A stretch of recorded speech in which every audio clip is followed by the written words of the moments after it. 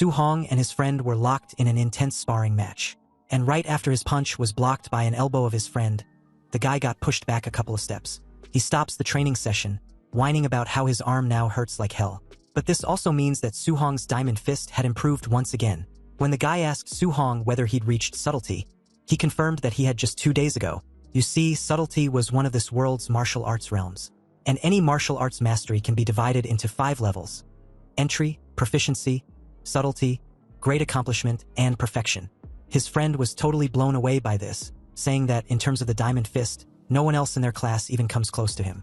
Anyway, Su-hong was already eager to get back to training, but his friend begs for a break. In fact, he wasn't going to stick around to keep sparring with a training maniac. Plus, he was hungry and needed to go home for a meal. On his way out, he bid his farewell to Teacher Lee, who reprimands him for leaving in his gym clothes. The middle-aged man then walks over to Su-hong to talk about him applying for the martial division. He asks why he still hasn't paid the $30,000 yuan enrollment fee. Su-hong asks for more time because of his family situation, but the teacher replied that his hands were tied. Rules were rules after all. Anyway, after the practice sessions ended, the gym was completely empty, with just Su-hong training by himself. Su-hong is left alone and frustrated, stewing over that $30,000 yuan fee. He recalls his parents passing away when he was only 3 years old in a beast disaster. Since then, he's been living with his aunt and uncle who totally support his training. Being a martial artist was a super lucrative career since the world had been overrun by ferocious beasts. That's why Su-hong feels guilty for being a burden on them. Even though he had been training with everything he's got, Su-hong heads home to his small apartment. But from the doorway, he overhears his aunt and uncle talking about being short on rent money. They decide to prioritize their nephew's enrollment fee because they don't want to hold the boy back. To make it happen, his uncle considers stopping his health medication while his aunt thinks about getting a second job. Su-hong's heart breaks hearing the sacrifice they're willing to make for him. Even so, he snaps out of his thoughts and forces a smile before entering. When he walks in, Su-hong greets the two, and his aunt fusses at him for training late again. He offers to give his uncle a massage, but the man just tells him to get some rest. The scene then shifts to Su-hong's room. Lying in bed and thinking things over, he decides he's going to solve his problems on his own. To do that, Su-hong figures there's only one place he can make some fast cash. The next day, Su-hong heads to a super modern building surrounded by a small forest. The place is actually an underground fight club, where the only rule is to win. The announcer introduces the fighter of the night, the Minotaur, who is none other than a disguised Su-hong. To take home the $60,000 prize, he needs to win 4 fights in a row. The crowd looks at this mysterious fighter over and murmurs that he must be a rookie. The announcer lady tells Su-hong to hype up the crowd, but he has no idea what to do, so she explains that he needs to taunt everyone. Su-hong gets the message. With that, he shouts that he's invincible and calls for all the weaklings to step up. The audience is shocked by his arrogance and figures he won't last long. But it gets the crowd fired up, and they start roaring for the fight to finally begin. Su-hong feels the tension in the air, but stays focused on fighting to get that money. Soon a guy in a rat mask climbs into the ring to face Su-hong. Su-hong analyzes his opponent and spots a weakness in his stance. The opponent rushes in with a punch while Su-hong seems distracted. Su-hong quickly raised his open fist for a lightning-fast counter against the rat mask dude. With a single well-aimed punch to his opponent's face, Su-hong shows off his power. The impact is so intense that the rat guy gets sent flying across the ring. Su-hong celebrates his first win and immediately calls for the next challenger. The crowd goes absolutely wild over the Minotaur's impressive performance. A new fighter enters the arena and says Su-hong won't be so lucky this time. Su-hong invites him to fight, thinking he can use this guy to test his strength. The opponent wastes no time and charges straight at Su-hong. But Su-hong blocks the guy's punch with his own fist, creating a huge shockwave. The opponent is stunned by his strength, but Su-hong knows he's stronger. Seizing the opportunity, he lands a solid punch right in the big guy's face. Su-hong notices that the guy put too much power into his punch, leaving his waist wide open. So, he takes advantage of the opening and delivers a powerful kick right to his side. The blow is so brutal, it sends the fighter flying clean out of the arena. And just like that, Su-hong scores his second victory in a row without breaking a sweat. He stands alone in the ring, waiting for the next opponent to step up. In a luxurious private room, a man in a suit remarks that the Minotaur is strong for an apprentice. This guy sees that the Minotaur already has 3 wins and decides to rig the next fight. At that moment, a masked fighter offers to take him on, and the boss tells him to hide his true strength. Meanwhile, Su-hong thinks beating these guys was a piece of cake with his new fist technique. He refocuses knowing he's just one more win away from the $60,000 he needs. Suddenly, he sees his final opponent. The crowd recognized the new challenger as the White Fox and was in an uproar because he was a quasi-martial artist, which was basically cheating. Su-hong knows this fight is going to be tough, but he can't even think about losing. The White Fox cracks a smug little smirk, showing he's feeling pretty confident. He tells Su-hong not to be scared because he knows his limits. With both of them in the ring, the announcer calls the final match. As soon as the bell rings, they both dash toward each other at high speed. Su-hong decides to go all out right from the first attack. He throws a powerful punch, but the White Fox stops it with an equally forceful punch of his own. Su-hong is shocked when he feels the power behind it and realizes this guy isn't just a simple quasi-martial artist. Then it hits him the guy is a real martial artist, just hiding his strength. The White Fox then calls out Su-hong for getting distracted. He unleashes a move called the Thunder Fist, landing a direct hit on Su-hong. The impact is brutal, and Su-hong feels the overwhelming power of a true martial artist. In the audience, people recognize the technique and already count the Minotaur out. The White Fox attacks relentlessly, taunting Su-hong to fight back and show his real strength. Su-hong can only defend knowing that if this keeps up, he's going to lose. He needs to find an opening to counterattack, but his opponent isn't giving him an inch. In a brief lapse, one of the White Fox's punches gets through Su-hong's defense. The blow lands right on Su-hong's face with tremendous force. The punch sends Su-hong flying to the ground, leaving him completely stunned. Lying on the floor, Su-hong's consciousness starts to fade after the attack. The White Fox steps on his mask and informs him he won't be getting a single cent of the prize money. But he makes Su-hong an offer to join them, and he'll get the money, but Su-hong refuses. White Fox then threatens him, saying he can't afford the price of refusal. Down on the arena floor, Su-hong questions their honor as martial artists. The White Fox loses his patience, seeing that there's nothing left to talk about. So, he decides he's going to finish off Su-hong so he can never fight again. The threat echoes in Su-hong's mind as he thinks about his dream. With that, the White Fox rushes in with a spinning kick to end the fight, but Su-hong dodges at the last second. The White Fox is taken by surprise. Even after that beating, Su-hong gets back up, surrounded by a fiery aura. The opponent is shocked that he withstood his punches and is still standing. On his feet and driven purely by determination, Su-hong thinks of his family and all they've sacrificed for his dream. He knows he can't accept a future where he fails them all. Suddenly, a mysterious screen appears and asks what he would sacrifice for his faith and family. Then, with a furious scream, Su-hong answers that he would sacrifice everything, as an aura worth over 1 million explodes around him. The system asks if he's willing to pay the price, and Su-hong yells that he was. All of a sudden, Su-hong is transported to a strange, digital-looking space. As he wonders where he is, a sinister shadow emerges. Before him, a golden figure appears with an overwhelming presence. This entity says it will give him a chance, and then it begins to fade away. The being's golden light flies towards Su-hong and completely envelopes him. A golden system screen appears, floating in front of him. It's all of Su-hong's attributes like vitality, spirit, and his skills. Su-hong gets curious and touches the screen to see if it's a touchscreen. His finger goes right to the first mission button to check notification alert on the random mission given. The mission was a tutorial to defeat the White Fox and improve his martial arts. Su-hong wonders what beginner's guide is just as a clone of himself appears, and launches at him. But with pure reflexes, Su-hong dodges the clone's punch. He realizes the clone is using his Vajra fist technique perfectly, just like it says in the manual. Seeing the clone as a master, Su-hong decides he can't miss this chance to learn. He jumps into the fight and starts trading punches with his copy. Su-hong realizes the clone is demonstrating the perfect way to fight, completely overwhelming him. But the clone doesn't hold back and lands a full power punch right in Su-hong's gut. The punch was so strong it sends Su-hong flying backward. He notices his own fist technique has improved and is shocked by how fast he's progressing. With a smile, he understands that this place can level up his skills incredibly quickly. So, the two go back to fighting with everything they've got, continuing the intense training. With every punch, Su-hong's mastery of the Vajra fist grows more and more. They also practice the void step and Su-hong's proficiency skyrockets. In a short time, all of his skills are nearing their maximum level. His floating light palm is the first to reach the micro level. Right after, his void step reaches the same milestone.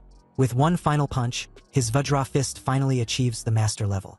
After the training, the clone dissolves into golden light, leaving Su-hong alone and exhausted. As the session ends, the system congratulates him and asks if he wants to return to reality.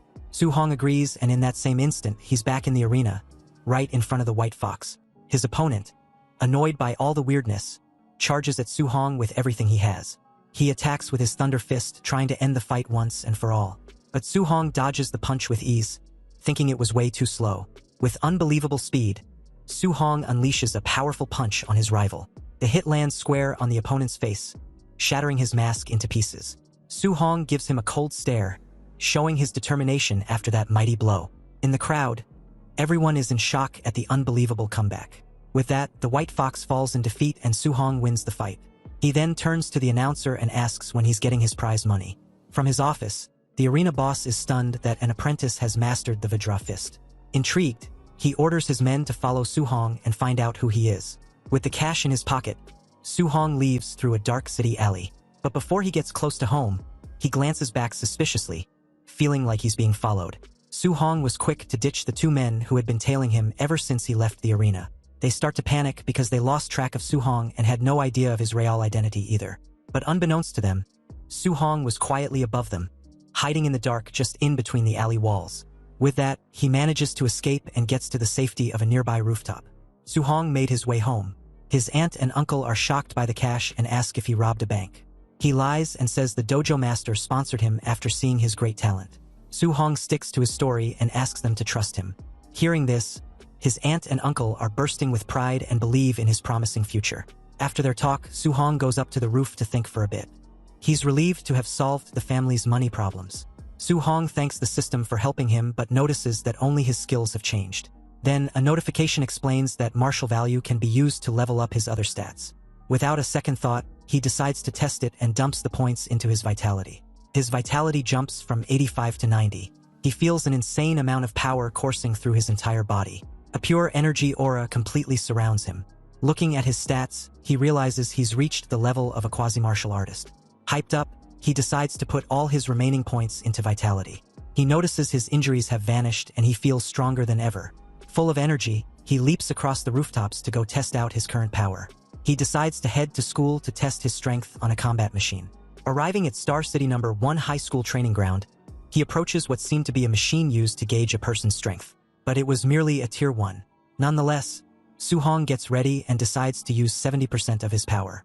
With a focused look, he unleashes his most powerful punch yet. The hit smashes into the machine with a devastating impact. He gets a little worried about the force of his own attack. The machine is completely wrecked and he wonders if he was going to have to pay for it.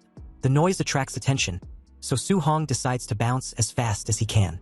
Just then, an old guy in pajamas shows up and is absolutely livid about the broken machine, immediately suspecting a couple of students, Chun Shan and Li Tu. Furious, the old geezer vows to teach whoever's responsible a serious lesson once school starts. The very next day, all the final year students assembled at the school's gymnasium, and in the lineups, Su Hong noticed a bump on Chun Shan's head and questioned his friend about it. Apparently, Chun Shan was held responsible for smashing the tester in the outdoor drill ground in the middle of the night yesterday and refused to admit it, so he was punished by the principal. Su Hong gave a nervous smile, realizing Chun Shan was made to take the blame for him. In that moment, the principal instructed them to pipe down before introducing his old comrade-in-arms and a Tier 3 martial artist, Chun Tian. He was there to teach them a C-rank martial art, the Thunder Rush Fist. The principal then urges everyone to learn it well. Almost immediately, the crowd was abuzz since a C-rank martial arts taught outside dojos cost hundreds of thousands in tuition. Also, some were amazed upon seeing a Tier 3 martial artist for the first time. Su Hong suddenly recalls his fight with White Fox, noting he used a technique that had the very same name. And he silently acknowledged how powerful this technique truly was, allowing a martial artist to blast out 3 impacts from one punch. If he wanted to learn this kind of C-rank martial art outside, just the registration fee would be at least several $100,000. So with this intel, he was determined to seize this opportunity. Chun Tian took charge and called out to the students, instructing them to quit with their nonsensical chatter and watch as he demonstrates the technique. He will perform the technique 10 times from start to finish, and how much they learn depends on themselves. Chun Tian suddenly shifted his stance, and as he punched the air, he informed them that the Thunder Rush Fist's momentum is fierce and domineering. At the basic level, the punch will emit a sound of thunder. At proficient, they can strike out 3 sounds. At micro level, 5 sounds. And at mastered level, which was his current realm, 7 sounds. When he was done, he tops it off with what to expect when one reaches the perfect realm. At that realm, the strikeout would emit 9 sounds. However, they shouldn't aim too high for now. Reaching the basic today would be good enough. Chun Tian then yells for them to try to follow along as he starts the second demonstration. Several hours later, almost every student was exhausted, yet none of them was able to learn the technique. A few were still at it, but there wasn't much hope. Trembling all over as he pants profusely, Suhong's friend comments on how it was practically next to impossible to learn the Thunder Rush Fist. But when he turned in Suhong's direction, wanting to know if he'd learned it, the training maniac was nowhere to be seen. And in that very moment, Chun Shan, a classmate of his, declared excitedly that he had successfully reached the basic level. Suhong's friend got startled for a second there, wondering just how Chun Shan's brain was built. And at this point, it's no wonder everyone calls him a genius. The principal tried praising Chun Shan's achievement as something worthy of noting. After all, he was their school's #1 genius. But Chintion's reply was like a bucket of cold water on his friend's face when asked if he was interested in guiding Chun Sen.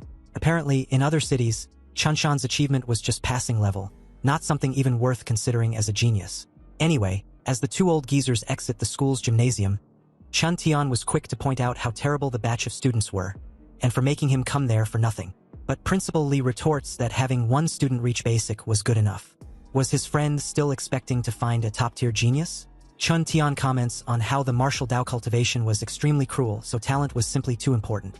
To this, Principal Lee agreed, adding that relying only on hard work without opportunity is absolutely impossible. But in that very moment, the two felt a sudden surge of martial power nearby, and upon a quick search, they saw Su Hong performing a mastered-level Thunder Rush Fist. Chun Tian praised Principal Lee for having an expert in his school. But Principal Lee, shocked and confused as hell, replied that it's impossible because he had never seen or heard of this mysterious person. But looking at Su Hong's clothes from behind left no room for doubts. It was indeed a student from Star City #1 High School. As Su Hong performed the technique once again, Chun Tian comments on how it's been only a day since he thought the technique, and a student was already striking out 7 sounds. Su Hong further stunned the two old geezers when he suddenly surpassed Chun Tian and reached the perfect realm. Principal Lee wondered if he had heard wrong. But upon seeing his friend tremble very abruptly, he questioned if there was something wrong with him. Chun Tian simply grinned as he admits that he now finally understands everything. His fist immediately crackled with yellow lightning, and upon performing the Thunder Rush Fist, Chun Tian surprisingly broke through his bottleneck. Principal Lee watched with a look of shock and apprehension after hearing 8 strikeout sounds. And Chun Tian, excited as hell, confirmed that the Thunder Rush Fist he just witnessed gave him the inspiration. Otherwise, he might never have broken through in his lifetime. Anyway, now wasn't the time to talk about such matters. They must quickly go see who the student was. The two leaped over the fence and dashed toward the court, hoping to find out the identity of the student. But they were unexpectedly a bit too late. Su Hong, who had no idea of their presence, had left the very moment he finished performing the 9-sound Thunder Rush Fist. He was on his way to practice, totally oblivious to everything that happened. But what he didn't expect was how tiring this C-rank martial skill would be when cultivating. It even far exceeded the D-rank Vajra Fist. Opening up his system window, he was pleased to see his Thunder Rush Fist already at the perfect realm. His next step was to think of a way to earn martial values and strive to break through to martial artist ASAP. However, Su Hong didn't want to be in a life-and-death battle like last time just to obtain martial value. But he also didn't know if sparring with someone would do the trick. Su Hong arrived at his workplace, the Raging Thunder Dojo. Inside, he walked in to see several trainees practicing diligently. A brown-haired guy walked up to him and asked why he came. Obviously, to train, since that's all he thinks about. As the two were chatting, a violet-haired guy suddenly kicked another trainee to the ground. Furious, he mentions how the guy dare claim his teacher teaches badly. If his comprehension was poor, he should just admit it. Why make excuses at the expense of his teacher? Su Hong asked what the situation was really all about, and the guy filled him in since he hadn't been there lately. Apparently, that violet-haired guy's teacher was the newly arranged instructor. He was very strong, but he looks down on commoners like them, and teaches classes very perfunctorily. The violet-haired guy, Li Yan, being his disciple, was also very strong and shared his teacher's disdain. Li Yan raised his fist and comments on how his opponent shouldn't have challenged him with his measly level. But before he could deliver his punch, Su Hong grabbed his hand and issued a warning for him to cut his assault short. Li Yan turned in Su Hong's direction and questioned who he was. If he had the guts, he should let go of him and get in the arena for a one-on-one challenge. But in that moment, the teacher in question walked in, wanting to know what the commotion was. The class was about to start. Li Yan freed himself and walked off, not forgetting to point out on how lucky Su Hong was. But Su Hong wasn't the least bit threatened and only saw how arrogant Li Yan was. Li Yan's teacher picked up a spear and informed the crowd that today was the last day he would be teaching them the Raging Sea Spear technique. His old rule was still in effect, so he would only perform it once. He then began to demonstrate the technique, moving with elegance and grace. As the bastard briefly stares at the crowd, He was so sure that none of them would be able to learn it with just a demonstration, or so he thought. Because Su Hong was not only planning to prove him wrong, but he intended on perfecting it by reaching the perfect realm as soon as possible. His eyes followed every small detail in the middle-aged guy's movements, and after the demonstration was over, the arrogant bastard drops his spear and walked off with Li Yan in tow. He informs them that he was done, and how much they learned depended on themselves. The crowd grew furious by this, claiming his teachings were a scam. How the hell were they going to learn anything from just one demonstration? And what's more, the back row couldn't even clearly see the demonstration at all. On the other hand, Su Hong seemed to have grasped the core concept of the spear technique, which was the spear being like a flood dragon treading the sea, and the momentum like endless giant waves. Su Hong took his stance and started performing the technique with ease. The fluidity in his movements dazzled the stunned crowd as they began to wonder just what kind of martial arts prodigy he was. Or is it that they were just too stupid to comprehend the technique in one demonstration? Su Hong's movement left no doubts that he hadn't just learned it, but probably mastered it as well. Li Yan heard the noise and came back to the training hall, questioning what the commotion was for. But upon hearing that someone had learned the technique, he asked who. The crowd simply made way as he watched Su Hong perform the Raging Sea Spear technique with ease. Now, even though Li Yan was stunned to see this, his expression remained the same.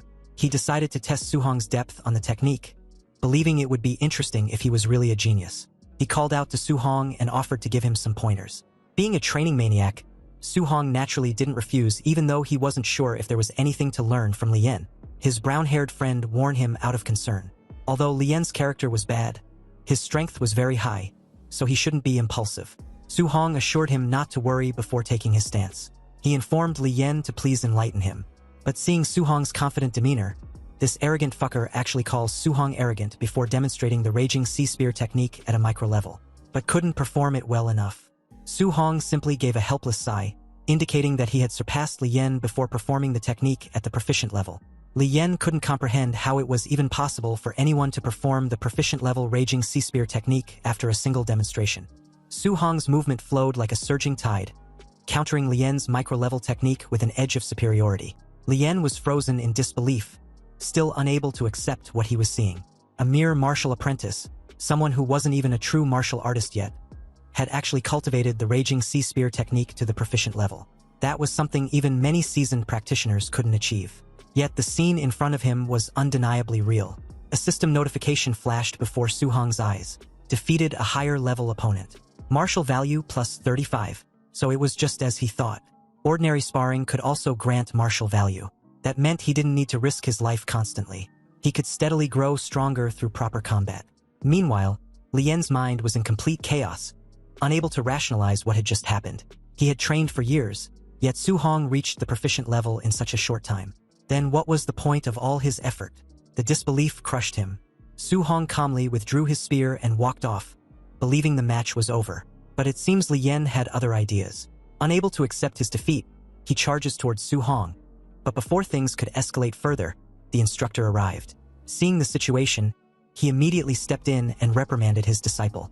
When Li Yan tried to protest, the instructor's expression turned cold, and he bitch-slapped him across the face without hesitation. If Li Yan couldn't even face his own failure, then what kind of martial artist was he? Many onlookers felt a strange sense of satisfaction at the sight. Li Yan had always been arrogant, and seeing him humbled felt almost refreshing. Still, the instructor's gaze soon shifted to Su Hong, filled with disbelief. He had only demonstrated the technique once, yet this boy had already reached proficiency. Even the so-called geniuses of the imperial capital couldn't achieve something like that. Meaning, in simple truth, Su Hong's talent was frightening. The instructor calmly apologized for Li Yan's arrogant behavior, adding that meeting someone like Su Hong was also a form of fortune for him. He then forcefully made Li Yan bow in apology, claiming his disciple's behavior reflects his failure to teach properly, so Su Hong should please accept their apology. Su Hong was momentarily stunned. He hadn't expected the instructor to change his attitude so quickly. This prideful fucker switches faces faster than flipping a page. As he left the training grounds, fatigue finally caught up with him, but it was a satisfying kind of exhaustion. He'd gained far more than expected today. Not only had he mastered the Thunder Rush Fist and the Raging Sea Spear technique, but he'd also earned a considerable amount of martial value. As his thoughts drifted to the campus of Star City No. 1 High School, he quietly reviewed everything in his mind. The entrance examination was coming soon. The wealthy students were already preparing high-grade alloy weapons. If he wanted to compete, he needed one too. The feel of the spear still lingered in his hands. Su-hong decided to use the spear from now on, but he needed to find himself a proper alloy spear and fast. Su-hong also realized that the little money he had wasn't even enough to cover his aunt's medical expenses, let alone buy an alloy weapon that cost 69,800 yuan. Still, he refused to give up. There had to be another way. Just then, an announcement broadcasted from a television nearby drew his attention. It was about ferocious beasts which were appearing more frequently in the wilderness, and the city lord was recruiting martial artists to hunt them, offering generous rewards. Hearing this, Su-hong immediately understood. This was the opportunity he had been waiting for. Later, at home, his aunt was still busy as always. She told her man he shouldn't be working so hard, reminding him that Su-hong had already given them money not long ago. The uncle, however, said that as long as he could still work, he wouldn't rely on Su-hong, insisting on earning what he could himself. When Su-hong came in, he greeted them warmly. He told them to rest and let him handle things, saying that he could make money now. His uncle laughed and said that although it sounded nice, he couldn't just sit idle. He would still earn a little for daily expenses. His aunt smiled as well, saying they needed to save as much as possible so Su-hong could focus on cultivating in the future. Hearing all this, Su-hong felt a tight ache in his chest. His uncle and aunt had lived frugally for so long that unless he could truly earn enough for them to live without worry, they would never stop pushing themselves. That very night, sitting on the rooftop, he opened his status panel once more. He knew the wilderness was dangerous, and if he wanted to go there safely, he needed more strength. He decided to invest everything he had into improving himself. As he poured his remaining martial value into his vitality, a powerful sensation surged through his body. His blood roared, his muscles tightened, and his aura grew denser and more oppressive with every increase. The number continued to rise until it finally stopped at 95.2. Meditating beneath the night sky, Su-hong could feel the power coursing through him. His presence alone now carried the faint pressure of a ferocious beast ready to be unleashed. Su-hong silently noted that his vitality had reached 95.2, just one small step away from truly becoming a martial artist.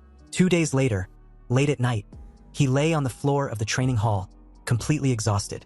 Every part of his body ached, but his eyes were bright. His martial skills had all reached completion. The Thunder Rush Fist, the Raging Sea Spear, the Vajra Fist, and the Floating Light Palm were all perfected. He let out a long breath, thinking that he had finally done it. 2 full days of non-stop cultivation had paid off. Now it was time to move on. The next morning, he set out for the Star City Martial Artist Base. When he arrived, he couldn't help but pause in amazement. Even though he'd seen this place countless times on the news, standing here in person felt completely different. Martial artists were everywhere, filling the streets with a powerful presence. As he walked forward, his eyes swept over the pamphlet in his hands. Unranked Ferocious Beast cost 300 blue star coins, but a Tier 1 initial stage Ferocious Beast cost 1,000 blue star coins. Then a Tier 1 mid-stage cost 3,000 blue star coins, and a Tier 1 high stage cost 5,000 blue star coins. Reading the list, Su-hong frowned slightly. The rule beneath it stated that only the left ear of the beast would be accepted as proof. Without it, no reward would be issued. Su-hong was surprised by how crude and primitive the system was. Nearby, he noticed a young man at the counter telling the receptionist to help his calculate how much his hunt was worth. The man was carrying a sack that clearly contained severed beast ears. But just then, a commotion broke out at the entrance. Someone shouted for people to move aside, saying that young Master Yi had arrived. The crowd parted instinctively. Su-hong glanced over and immediately noticed the arrogant figure striding in. Something about the young blonde felt strangely familiar. His brows furrowed. That presence, it reminded him of White Fox from the underground arena. Anyway, whispers suddenly broke out around Su-hong, calling the young guy a poser, and claiming that if it weren't for his uncle being in charge as the base director, he'd have been beaten to death long ago. Another added that he heard the arrogant blonde got beaten up badly a few days ago. Though the rest were a bit taken aback by this news, they also believed it serves that arrogant prick right. And it's no wonder he's been keeping such a low profile lately. Su-hong listened quietly, then looked up again, his eyes meeting the other man's for a brief moment. Recognition flickered between them. The air subtly tightened. Su-hong couldn't help but think that the real danger wasn't just the ferocious beasts out there, but people as well. He reminded himself to stay cautious no matter what. As he was heading out, a guard glanced at him and commented, saying he looked young and asked if this was his first time going into the wilderness alone. Su-hong just gave a short response and kept walking. Behind him, that person shook his head and muttered that it was another ignorant kid rushing to his death. Once inside the wilderness, Su-hong took in his surroundings. The forest was lush and quiet, almost peaceful. Still, he reminded himself not to let his guard down. He told himself he had to return with results. He couldn't afford to come back empty-handed. 2 hours passed as he moved deeper inside. He drank some water and frowned. He hadn't seen a single ferocious beast yet. It made him wonder if all the beasts near the outer area had already been cleared out. With that thought, he picked up his pace and headed deeper into the forest. Then suddenly, his expression changed. Right in front of him stood a massive ferocious beast. It was huge, its aura oppressive, and it looked exactly like the descriptions he'd seen in the textbooks. Su Hong instantly recognized the beast as a Tier 1 initial stage nether moonwolf. It stared at him with bloodshot eyes, baring its fangs as it let out a low growl. Clearly, it was hungry. As the beast tensed and prepared to pounce, Su Hong took a deep breath and steadied himself. The wolf lunged forward with its sharp claws, but Su Hong reacted instantly. He dodged to the side and drove a thunder rush fist straight into its abdomen. The impact sent the beast flying, its massive body slamming into a tree with a dull crash. The wolf collapsed, barely able to move. Su Hong stood there, his fists still crackling faintly with electricity. He looked down at his trembling hands, feeling the lingering power surging through his body. He couldn't help thinking that fighting real ferocious beasts felt far more exhilarating than anything else he had experienced. And taking down a Tier 1 initial stage beast in a single blow made his blood surge with excitement. If he could handle this so easily, he wondered how he would fare against a Tier 1 mid-stage beast. Just as that thought crossed his mind, a sudden movement caught his attention. From the shadows behind him, a massive figure emerged. A low, menacing growl rolled through the forest as a huge silhouette stepped into view. It was another beast, far larger, far more dangerous. A Tier 1 mid-stage ferocious beast, a raging black bear. The bear charged, clearly believing it had found an easy prey. But before it could land its attack, a blur of motion struck it head-on. A powerful, lightning-infused punch slammed into its body, sending it crashing to the ground. Su Hong stood tall, calm and steady. It was his punch that had dropped the beast. He exhaled slowly, realizing just how much his strength had grown. With his current power, as long as he didn't encounter a Tier 2 ferocious beast, he wouldn't be in much danger. With the left ear of the beast in hand, Su Hong had secured another reward, a 3,000 yuan in bounty. And as that thought crossed his mind, a system notification appeared, informing him that his accumulated martial value was now sufficient to break through and officially become a martial artist. Su Hong's heart raced. He was finally at the threshold. But before he could celebrate, a terrifying roar echoed through the forest, far more oppressive than anything he'd felt before. The pressure alone made his skin prickle. His expression changed instantly. He turned toward the source of the sound, eyes narrowing. Whatever had made that roar was far stronger than anything he had faced so far. Curiosity and caution battled in his mind, but in the end, curiosity won. He moved carefully toward the source. Soon, he reached a massive rock formation and climbed up to get a better look. What he saw made his eyes widen as his breath also hitched. Below was a colossal figure, a massive black-scaled serpent facing a group of hunters. This was a Tier 1 late-stage ferocious beast, the black jade python. Its body was enormous and its aura was terrifying. Nearby, the hunters already fighting it were clearly losing badly, and one by one they were sent flying, completely overpowered. Su Hong stared at the scene, his heart pounding. This was on an entirely different level. He instinctively felt a sharp sense of danger. Almost instantly, he leaped aside, and it was the right call. The massive beast struck where he had just been standing, the spiked tail slamming down with terrifying force. But the creature clearly wasn't satisfied. It hated that its prey had escaped. Su Hong barely had time to land before he had to leap again, narrowly avoiding another sweeping strike. Even so, the sheer speed of the attack still grazed him, sending a jolt through him as his body was sent flying. He realized just how fast this creature truly was. As he steadied himself, he noticed a dead hunter nearby. Pushing aside his own pain, Su Hong grabbed the dead guy's weapon. He muttered that he'd borrow it for a moment and turned back toward the beast. The massive python reared up, jaws opening wide as it prepared to strike again. Su Hong barely avoided the attack, rolling away just in time. As he regained his footing, his thoughts raced. A Tier 1 late-stage ferocious beast normally required several martial artists working together to take down. Yet he had already reached the point where he could fight one head-on. He realized this was because all of his martial skills had reached the perfected state. Using his perfected void step, he darted around the battlefield, dodging the beast's attacks with blinding speed. Then he launched a counterattack, driving his spear forward with the raging sea spear technique. The strike pierced the beast's hide, drawing a furious roar from its throat. The python thrashed violently, enraged by the pain. Su Hong didn't relent. He struck again, his movements fluid and precise, forcing the massive creature into a frenzy. Still, he knew the truth. Its body was enormous, and landing a single decisive blow wouldn't be easy. The difference in size made it difficult to strike a fatal spot. As he maneuvered, he reminded himself to stay patient. He needed to weaken it first and wait for the right opening. Just then, the beast lashed out again, its massive body crashing toward him with an overwhelming force. In response, Su Hong unleashed a perfectly executed thunderous fist, and the explosive force collided head-on with the beast's attack, stopping it in its tracks.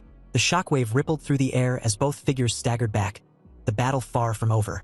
Su Hong knew that once he landed a successful strike, he couldn't afford to linger. He had to immediately pull back, widen the distance, and look for another opening. One mistake would be fatal. That was the price of facing a creature like this. He could feel his breathing growing heavier with every exchange. Fighting this way was exhausting, but it was also the safest option he had. Still, as the battle dragged on, even he could sense his stamina starting to dip. At the same time, the black jade python wasn't faring much better. Its movements were becoming sluggish, its breath rough and uneven. Su Hong realized that the beast was also nearing its limit. Just a little more, he thought. If he can keep this up a few more rounds, he can finish it. He steadied himself, preparing for the next exchange, fully focused on the beast in front of him. Then, without warning, a dangerous chill ran down his spine. Something was wrong, and before he could react, a violent force slammed into him from the side.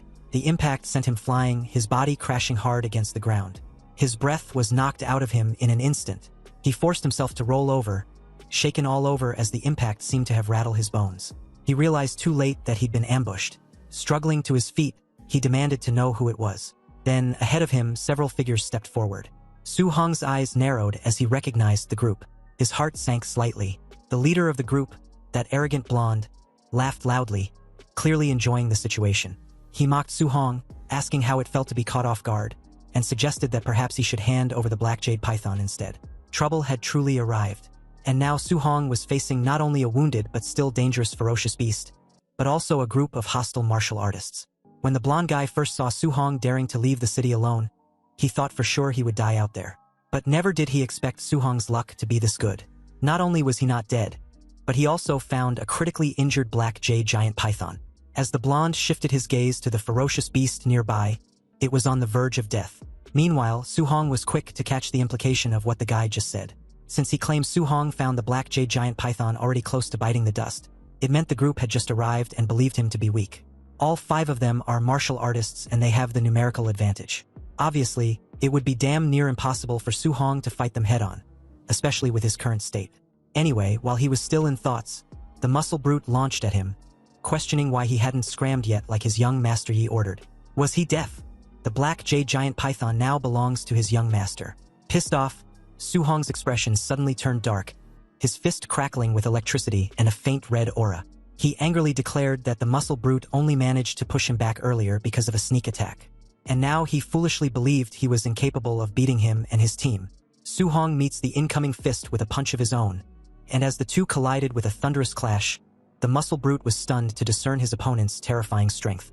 He had no time to dodge the next punch, which followed almost immediately after the clash, striking him right in the face.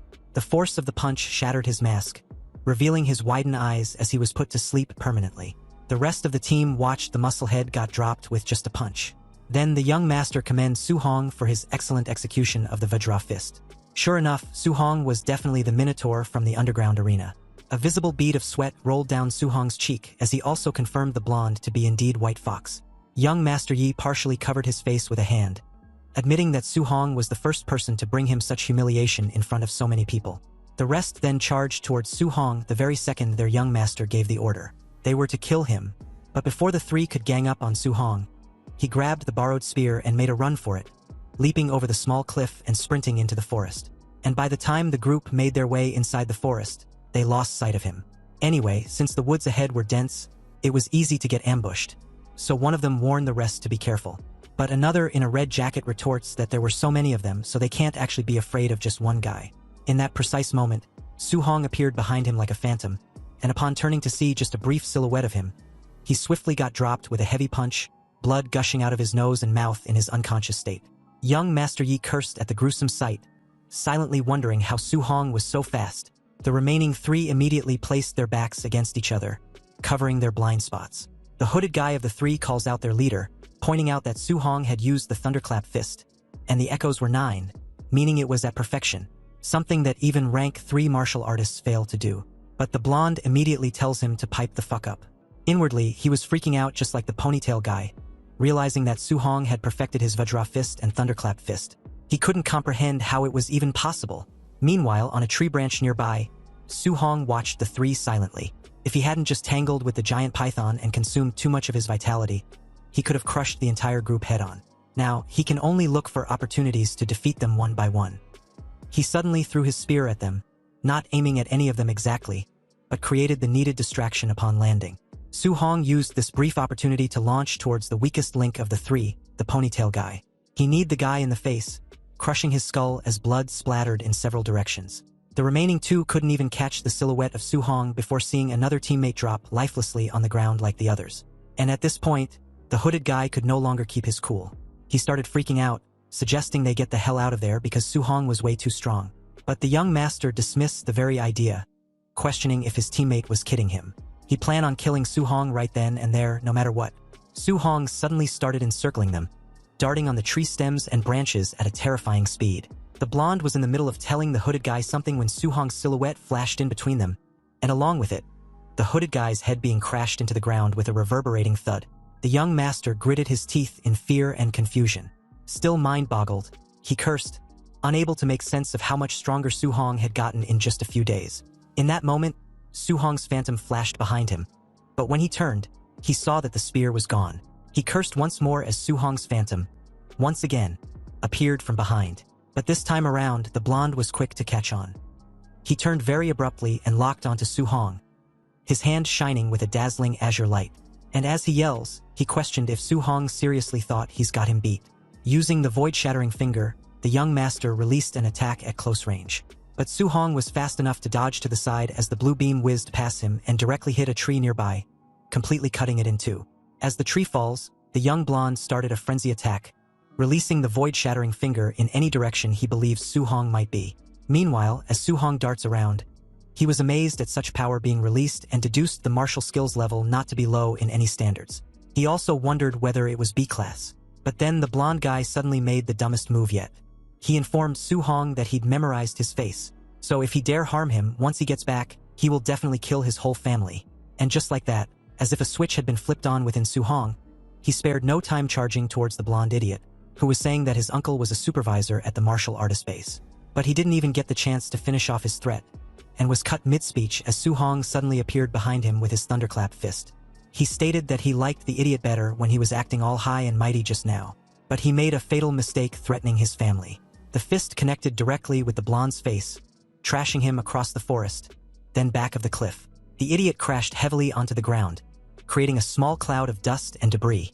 As the dust settles, Su-hong approached him, his expression and aura like that of a ferocious beast. He reiterated that the blonde shouldn't have used his family to threaten him. Brutally battered and bleeding all over, the young master asked once again how Su-hong got so strong. It was impossible because he clearly wasn't even a martial artist. What exactly was he? The guy was deeply enraged by Su-hong that he didn't notice the black jade giant python looming over him like a grim reaper. And by the time he realized and turned, it was too late. In one swift motion, the black jade giant python swallowed him whole. Su-hong raised his spear and took on a fighting stance. He realized that he'd spent too much time fighting the group, thereby allowing the black jade giant python to recover its stamina. The three were extremely frustrated after getting beaten up so badly. The red jacket guy cursed and said that Su-hong was too weird, and another, the hooded guy, asked where their young master Yi was and wondered if Su-hong had finished him off. Suddenly, they noticed Su-hong rushing straight toward them again and immediately braced themselves for another fight. The red jacket guy shouts that the brat finally came out, while the ponytailed guy added that he won't spare him this time. But Su-hong wasn't interested in fighting them at all. He keeps charging towards them with the black jade giant python in tow. It looks extremely angry, and in that moment, none of them can say a single word. The python immediately attacked, but Su-hong leaped aside with his spear in hand. Unfortunately, with the exception of the red jacket guy, the other two failed to react in time and got munched on in one strike. A notification appears, saying that Su-hong had gained 30 martial value for indirectly killing the two martial artists. The python then attacks the red jacket guy, who also fails to escape in time. Another notification appears again, saying that an opponent martial artist was indirectly taken down and 30 martial value was gained. Su Hong was a little surprised by this and thinks that he didn't expect to gain martial value in this way as well. And after going through so many battles, Su Hong's martial value was enough for him to break through and become a martial artist. However, the python attacked him once again. Su Hong leaped up once more to dodge the sweeping tail. He moves rapidly through the trees, which only frustrates the python further. No matter how hard it tries, it just can't catch him. While running, Su Hong keeps thinking that it would be perfect if he could find a safe place to break through. Then, as he moves forward, he suddenly spots something ahead, a small cave. It's exactly the kind of place he was hoping for, somewhere he could stay safe from the python's attacks and focus on increasing his own power. As he spots the cave, he immediately heads toward it. The python is still right behind him, and just as it's about to strike again, Su Hong jumps straight into the cave. The python follows and tries to force its way in, but its massive body gets stuck at the entrance. All it can do now is roar in frustration while Su Hong calmly looks at his system. He checks his stats and sees his name, Su Hong, with vitality at 96, spirit at 23, physique listed as mortal body at 3%, and his martial skills all at the perfect level, including Raging Sea Spear Technique, Thunder Rush Fist, Vajra Fist, Floating Light Palm, and Void Step. His martial value is at 504. He immediately starts tapping the system non-stop, telling himself to go faster and faster. He wants to gain as much power as possible in the shortest time. He focuses on vitality, tapping again and again, feeling it surge through his body. He thinks that his whole body feels burning hot, like magma is flowing through his veins instead of blood. Soon, his vitality reaches 100. Even the python seems to sense that something terrifying is happening. At that moment, a notification appears saying he has broken through to Tier 1 martial artist. Su Hong thinks that he has finally become a real martial artist. He clenches his fist as aura surges through his body, looks at the python, and says that now it's his turn. The python feels genuine fear and tries to pull back, wanting to escape. But Su Hong doesn't give it the chance. He gathers his strength and throws an extremely powerful punch. The python, trapped in the cave, can't escape in time. The punch slams into it, and all it can do is roar as it's sent flying through the air. Can't believe how strong Su Hong has become in such a short time. But Su Hong isn't done yet. He forms another fist and launches another Vajra fist attack, jumping onto the python's tail and using it as a foothold. He pounds it into the ground with continuous punches. Smoke fills the area, and when the dust finally settles, Su Hong is standing triumphantly on top of the giant python. His martial value increases by another 92, and Su Hong says that even though the giant python was already heavily injured, he can now face its attacks head-on. Then, as he sits there, he wonders about the reward and says that hunting ferocious beasts usually requires cutting off the left ear to exchange for money. But snakes don't have ears, so he doesn't know what to do. After thinking for a moment, he decides to forget about it and just hurry back. As he starts moving away, the forest is now completely quiet. Only traces of destruction remain, and all the chaos from earlier is gone.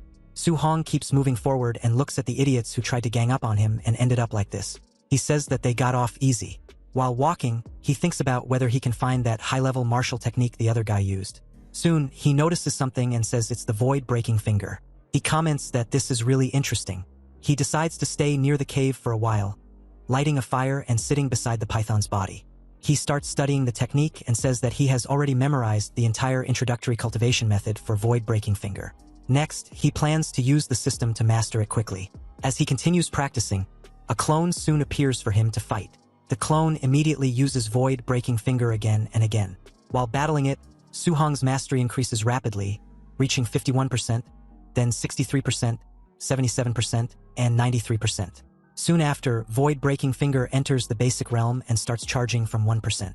However, Su Hong is clearly exhausted.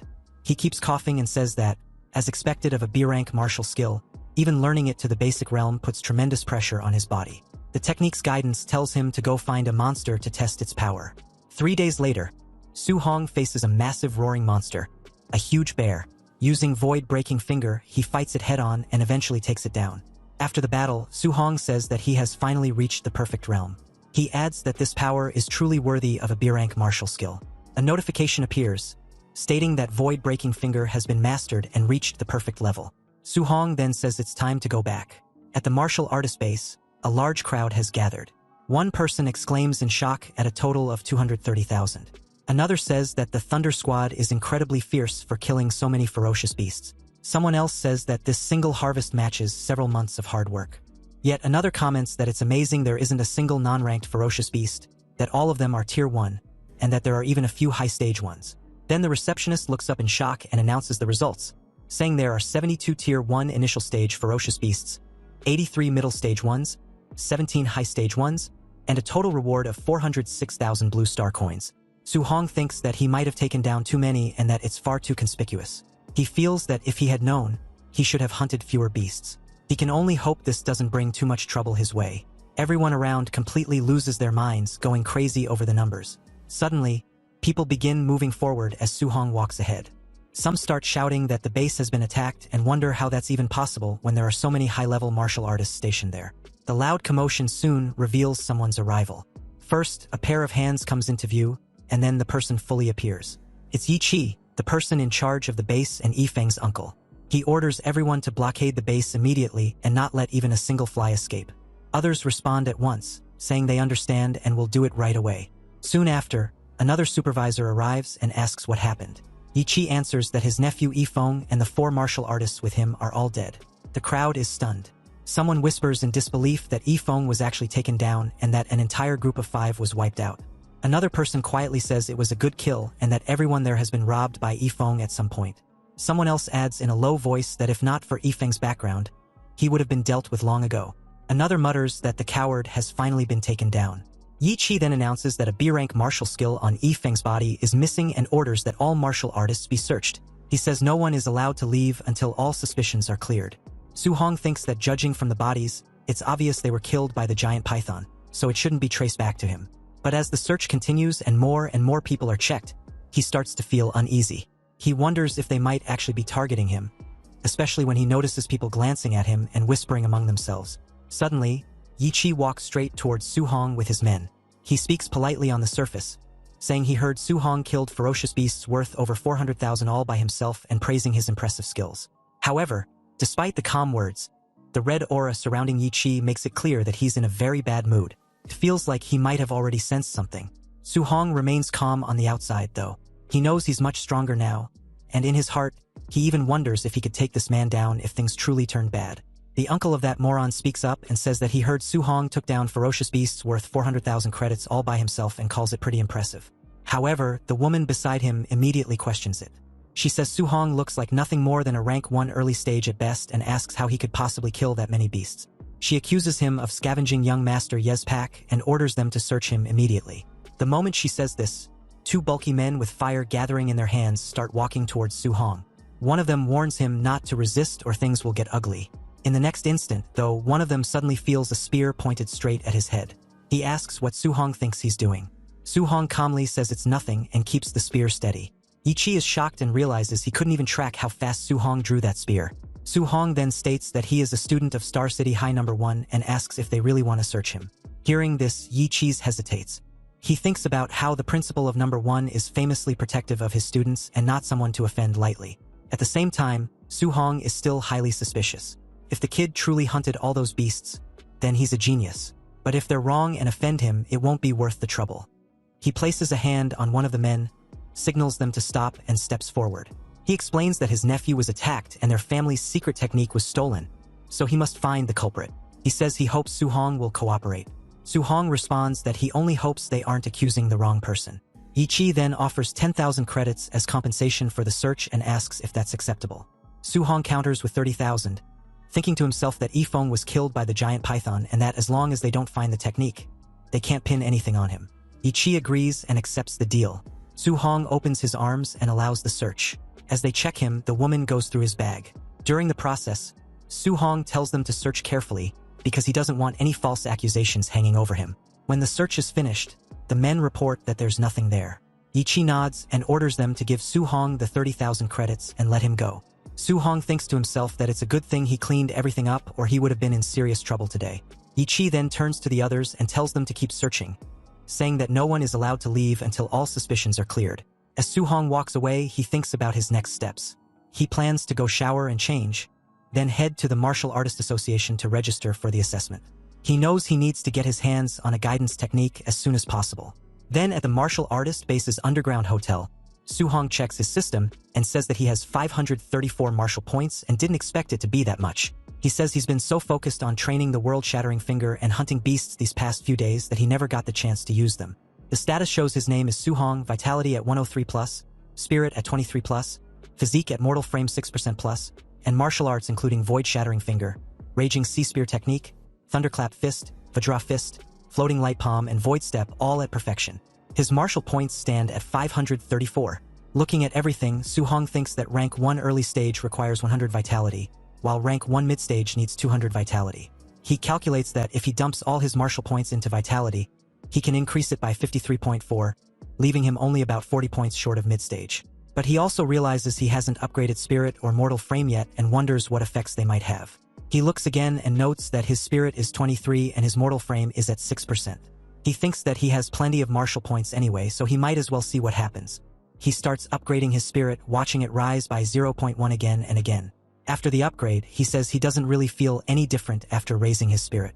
Next, he begins increasing his mortal frame by 0.1 repeatedly. This time, he immediately feels the change and says the strength increase is obvious, deciding to add some more. Soon, his martial points drop to 0. He then says that's enough for mortal frame and decides to put 200 martial points into vitality. After doing that, his physique shows mortal frame at 36.1%. He then says he'll dump the rest into spirit. As he does, a huge surge of red aura erupts around him and he says it feels like he has an endless supply of power welling up inside. After a while, his body gradually returns to normal. He lets out a breath and says he's glad he's back to normal because he wouldn't know how to explain it to people if he stayed stuck in that muscle-bound form. 1 hour later, at the Star City Martial Artist Association, a large complex surrounded by many tall buildings, Suhong arrives and says he's there for the martial artist assessment. At the reception, the woman tells him that's fine and says a staff member will take him there shortly.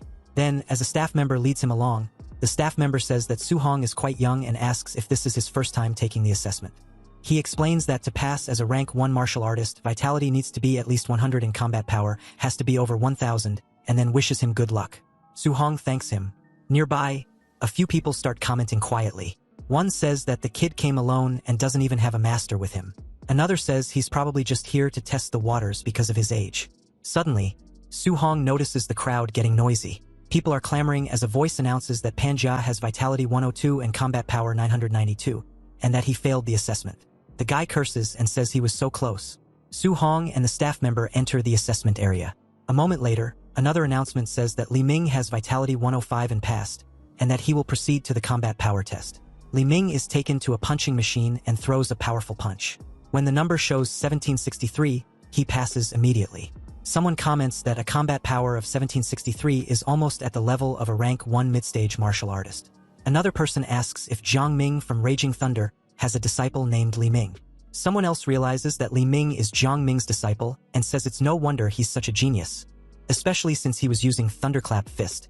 Suhong hears this and thinks that he thought Jiang Ming's disciple was Li Yan, wondering just how many disciples that man has. Soon after, a staff member comes over and tells Suhong that he's next.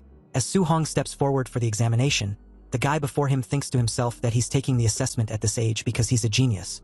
He admits that Suhong is rare for being the same age, but still wonders how Suhong could possibly compare to him. Suddenly, the crowd erupts in shock. People start shouting in disbelief, with some asking if the vitality tester is broken and how someone's vitality could be that high. The arrogant guy turns back in shock as the staff announces that Suhong's vitality is 123 and that he has passed. The man mutters that it's impossible. He quickly tries to calm himself down, thinking that high vitality doesn't mean everything and that combat power is what truly matters. He still hopes that, at the very least, he can be number 1 there. Then the staff officer announces that the combat power test is beginning and Suhong is led to the punching machine. As Suhong prepares to punch, he thinks that he has already advanced to a martial artist and upgraded his physique, so his strength has increased massively. He thinks that using 40% of his power should be enough for the test, but then worries that if he goes too easy, he might fail the combat power requirement. To be safe, he decides to use 50% instead. He throws the punch with terrifying force. Even at 50%, the pressure is overwhelming. The machine is sent flying straight into the wall ahead and shatters on impact. The destruction is insane and everyone watching is completely stunned. No one can believe what they're seeing. One person thinks that he sent the tester flying with a single punch and that kind of power is terrifying. Another wave of clamoring breaks out even louder than before. Someone else realizes that Suhong didn't even use any martial arts just now. Then a voice says that the standard combat power for a rank 1 high-stage martial artist is only 3000 and that this result is simply unimaginable. Another person exclaims to a teacher that it's that kid again and calls him an absolute monster. The teacher responds that this explains everything.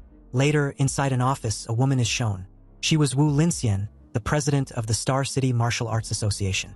She complains that the neighboring Yong City branch has produced another genius and brags about it every day. She wonders what they're so proud of and complains that if Star City doesn't produce a few geniuses soon, she's going to lose her job. Suddenly, a man rushes into her office shouting that a monster has appeared in the martial artist assessment. Because he's yelling so loudly, Wu Linxian turns around and glares at him, clearly startled. The man quickly explains that it's a rank 1 early-stage martial artist who sent the tester flying using nothing but raw physical strength and that his combat power reached 3,000. Even Wu Linxian finds it hard to believe. Still, she realizes that this might be exactly what she needs right now. At the Martial Arts Association Central Hall, the male receptionist informs Su Hong that he will take him to the second floor to register his identity as a martial artist first. Then they will go collect his allowance.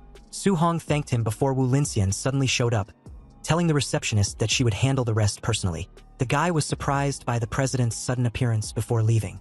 Wu Linxian introduced herself as the president of the Star City Martial Arts Association branch and asked Su Hong to follow her.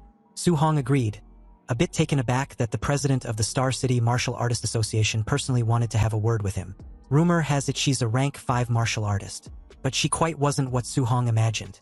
Inside her office, she confirmed that Su Hong was a student at Star City No. 1 High School. She comments that Li Xingshan, that old guy, tried to sell her a sob story earlier. Apparently, he said the school only produced 2 ordinary rank 1 martial artists this year. But Wu Linxian can't believe he was hiding such a huge genius. Su Hong asked for the reason he was brought to her office. He just came to register as a martial artist and to get his allowance and guidance technique. Wu Linxian told him to relax. She had already had his subordinates handle his ID and monthly allowance. And as for the guidance technique, she was going to teach him personally. Wu Linxian wanted to know how much Su Hong currently understood about the guidance techniques. The textbooks say that the spiritual energy of heaven and earth was divided by attributes. Guidance techniques were methods to absorb this spiritual energy to strengthen oneself. And to absorb spiritual energy of different attributes requires the corresponding guidance technique. Though what the textbooks say isn't wrong, the guidance techniques aren't merely cultivation methods. For example, the heavenly flame guidance technique Wu Linxian practice primarily absorbs fire attribute spiritual energy. While strengthening her body, it also imbues her attacks with the lethality of the fire attribute. If he can project the attribute attack outward, it can even increase his attack range. However, for a rank 1 martial artist, never mind wrapping his fist in the element, just being able to carry a bit of the attribute is already quite good. Su Hong was stunned to learn that the guidance techniques can be used to attack. He thought they were just methods for absorbing spiritual energy for cultivation. Obviously, the textbooks never taught him this. Spiritual energy has 7 attributes: metal, wood, water, fire, earth, thunder, and wind. Although every attribute has its pros and cons, if they're talking strictly about attack power, thunder is first, metal second, and fire third. But which specific guidance technique he can practice depends on his compatibility. Su Hong realizes that it wasn't like he can just practice whatever guidance technique he wants. Wu Linxian took out an orb and explained that it was a crystal ball for testing compatibility. The larger the glowing area, the higher the compatibility. Ordinary martial artists usually only have about 20% to 30%.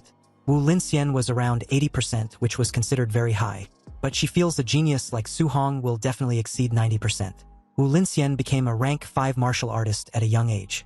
She's an absolute genius, yet she's only at 80%. If Su Hong can reach 90%, that would be too exaggerated. But to her absolute disbelief, the crystal ball was surprisingly full, shining brightly.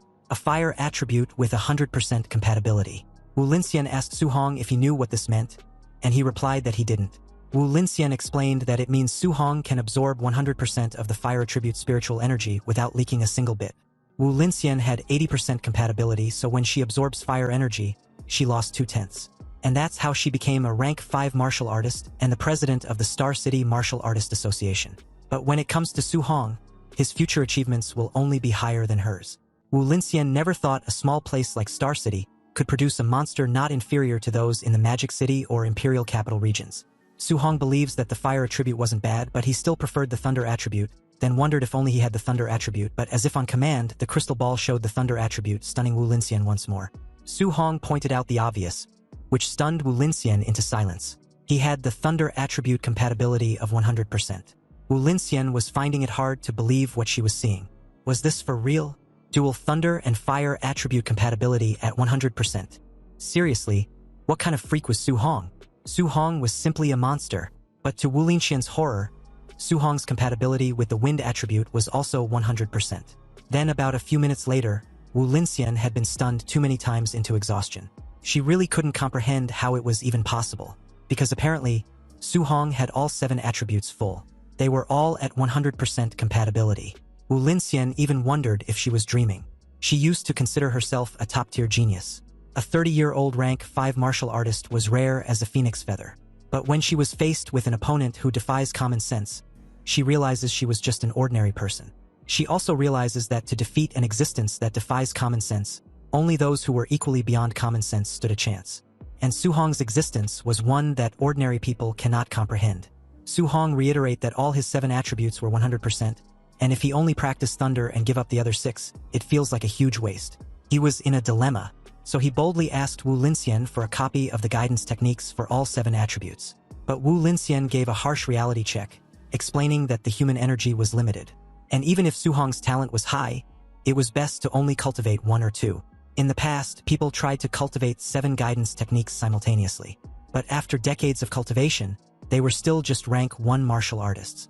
However, Su Hong just replies that he can't decide right now, so he wants to try cultivating them all, then decide which specific one to focus on. Wu Linxian agrees to this arrangement, but warns Su Hong to absolutely not mess around, and shouldn't waste his talent. Also, if she recalls correctly, Su Hong's school's monthly exam was coming up. Su Hong confirms this and asked why the sudden interest. Wu Linxian replies that recently, friction on the All-Heavens battlefield has been intensifying, and a great war between the myriad races and the human race could break out at any moment. Because of this, nations are investing massive resources to form genius training camps. Wu Linxian wants to recommend Su Hong for one, and as long as he takes first place in the school's monthly exam, she can give him a recommendation slot. Su Hong had heard of the genius training camp and had suffered firsthand of the War of Myriad Races. You see, during that War of Myriad Races over a decade ago, the young Su Hong lost all his relatives except for his uncle and aunt. Su Hong agrees and promised to definitely work hard. He also promised himself that he would never let his uncle and aunt suffer that tragedy again. He must become stronger and protect everyone around him. The scene shifted to that very evening at Su Hong's home, where he announced to his uncle and aunt that he had become an official martial artist. The two immediately broke into tears, excited that their little Hong had really succeeded. This was wonderful news. He had a bright future and was so capable. A rank 1 martial artists get a monthly allowance of 10,000. So his uncle won't need to work so desperately anymore. His uncle agrees, commenting that little Hong is the pillar of their family now. He'll listen to whatever Su Hong says. Su Hong silently assured them not to worry. From now on, he will hold this family up. Late at night, Su Hong continued his cultivation, his eyes glowing with immense energy radiating off him in waves. He then took on a stance and punched the air as a small fire engulfed his fist, then immediately fizzled out into rising steam. He couldn't help wondering if what he just did was considered basic mastery of the guidance technique. And if it was, why didn't it have any power at all? The guidance technique section appeared on his system panel, so it looks like he did learn it, but the level was 1, which means it can be leveled up. Wu Linxian didn't mention this, but if the guidance techniques had levels, she definitely would have told him. Su Hong was left wondering if the guidance technique can only be leveled up by him using the system. Su Hong stared seriously at the glowing blue panel. He wondered how to upgrade guidance techniques and if they improved the same way as martial value. As he touched the window, a red warning flashed, insufficient martial value. Su Hong sighed. He decided to cultivate the other guidance techniques first and figure out how to earn more martial value later. He sat cross-legged on the rooftop, surrounded by books. Flames of spiritual energy burst around him, lighting up the area. Hours later, Su Hong's inner view showed 7 glowing points of spiritual qi. Each point represented a different technique, like thunder, water marsh, thick earth, and spirit wind. The 7 different attributes pushed against each other. Su Hong gritted his teeth, sweating. He understood why President Wu said a genius cultivating 7 techniques stayed tier 1 for decades. He continued to channel the power, trying to control the energy as flames rose around him. He noticed that while all 7 types of qi existed in his body, he could only use one at a time. A ball of fiery qi formed in his hand as he breathed heavily. The flames swirled in his hand. He realized that if he forced the second attribute, the forces would collide and cause a violent explosion. A huge explosion of energy shook the rooftop, making both attributes disappear. Su Hong narrowed his eyes. Could thunder and fire not be combined? Their natures felt similar, so why did they reject each other? He tried again. Thunderlight and fire sparks wrapped around his fingers. When the forces touched, another explosion burst out, scattering the energy. Sweating, Su-hong clenched his teeth and refused to give up. He yelled to try one more time. Flashes burst from the rooftop all night as he tried to fuse the attributes. At dawn, the building still glowed faintly from the sparks of Su-hong's non-stop training. Breathing heavily with sweat running down his face, he told himself he just needed a little more. Lightning and flame flickered in his hand. He stared at it, insisting he only needed a tiny bit more. Gritting his teeth, he shouted for the power to fuse. Lightning and fire wrapped around his arms as he forced the energies together. A bright flame exploded in his palm. After trying all night, he finally succeeded. He looked at the flame with relief. Straightening his clothes, he decided it was time to go out and test the power. At Star City's Citizen Martial Arts Square, a large plaza with a clock tower, training robots stood ready. Su-hong stood before a spider-shaped combat tester. He noted that he had switched to a Tier 3 tester, hoping this one wouldn't break. Remembering that 50% power reached 3,000 previously, he decided to try 30% power first. He struck with his glowing fist. The result went above 2,300. He was surprised. At 30% strength, it should have been around 1,800, but it had increased by 500. He looked at the lightning in his hand. The power of thunder alone was already very strong. Then he clenched his hand to aim. He wondered how strong the fused thunder and fire would be. He then released the combined force. His punch smashed into the tester with overwhelming speed and power. The screen flashed 3041. Su-hong stared in surprise. It was far higher than expected.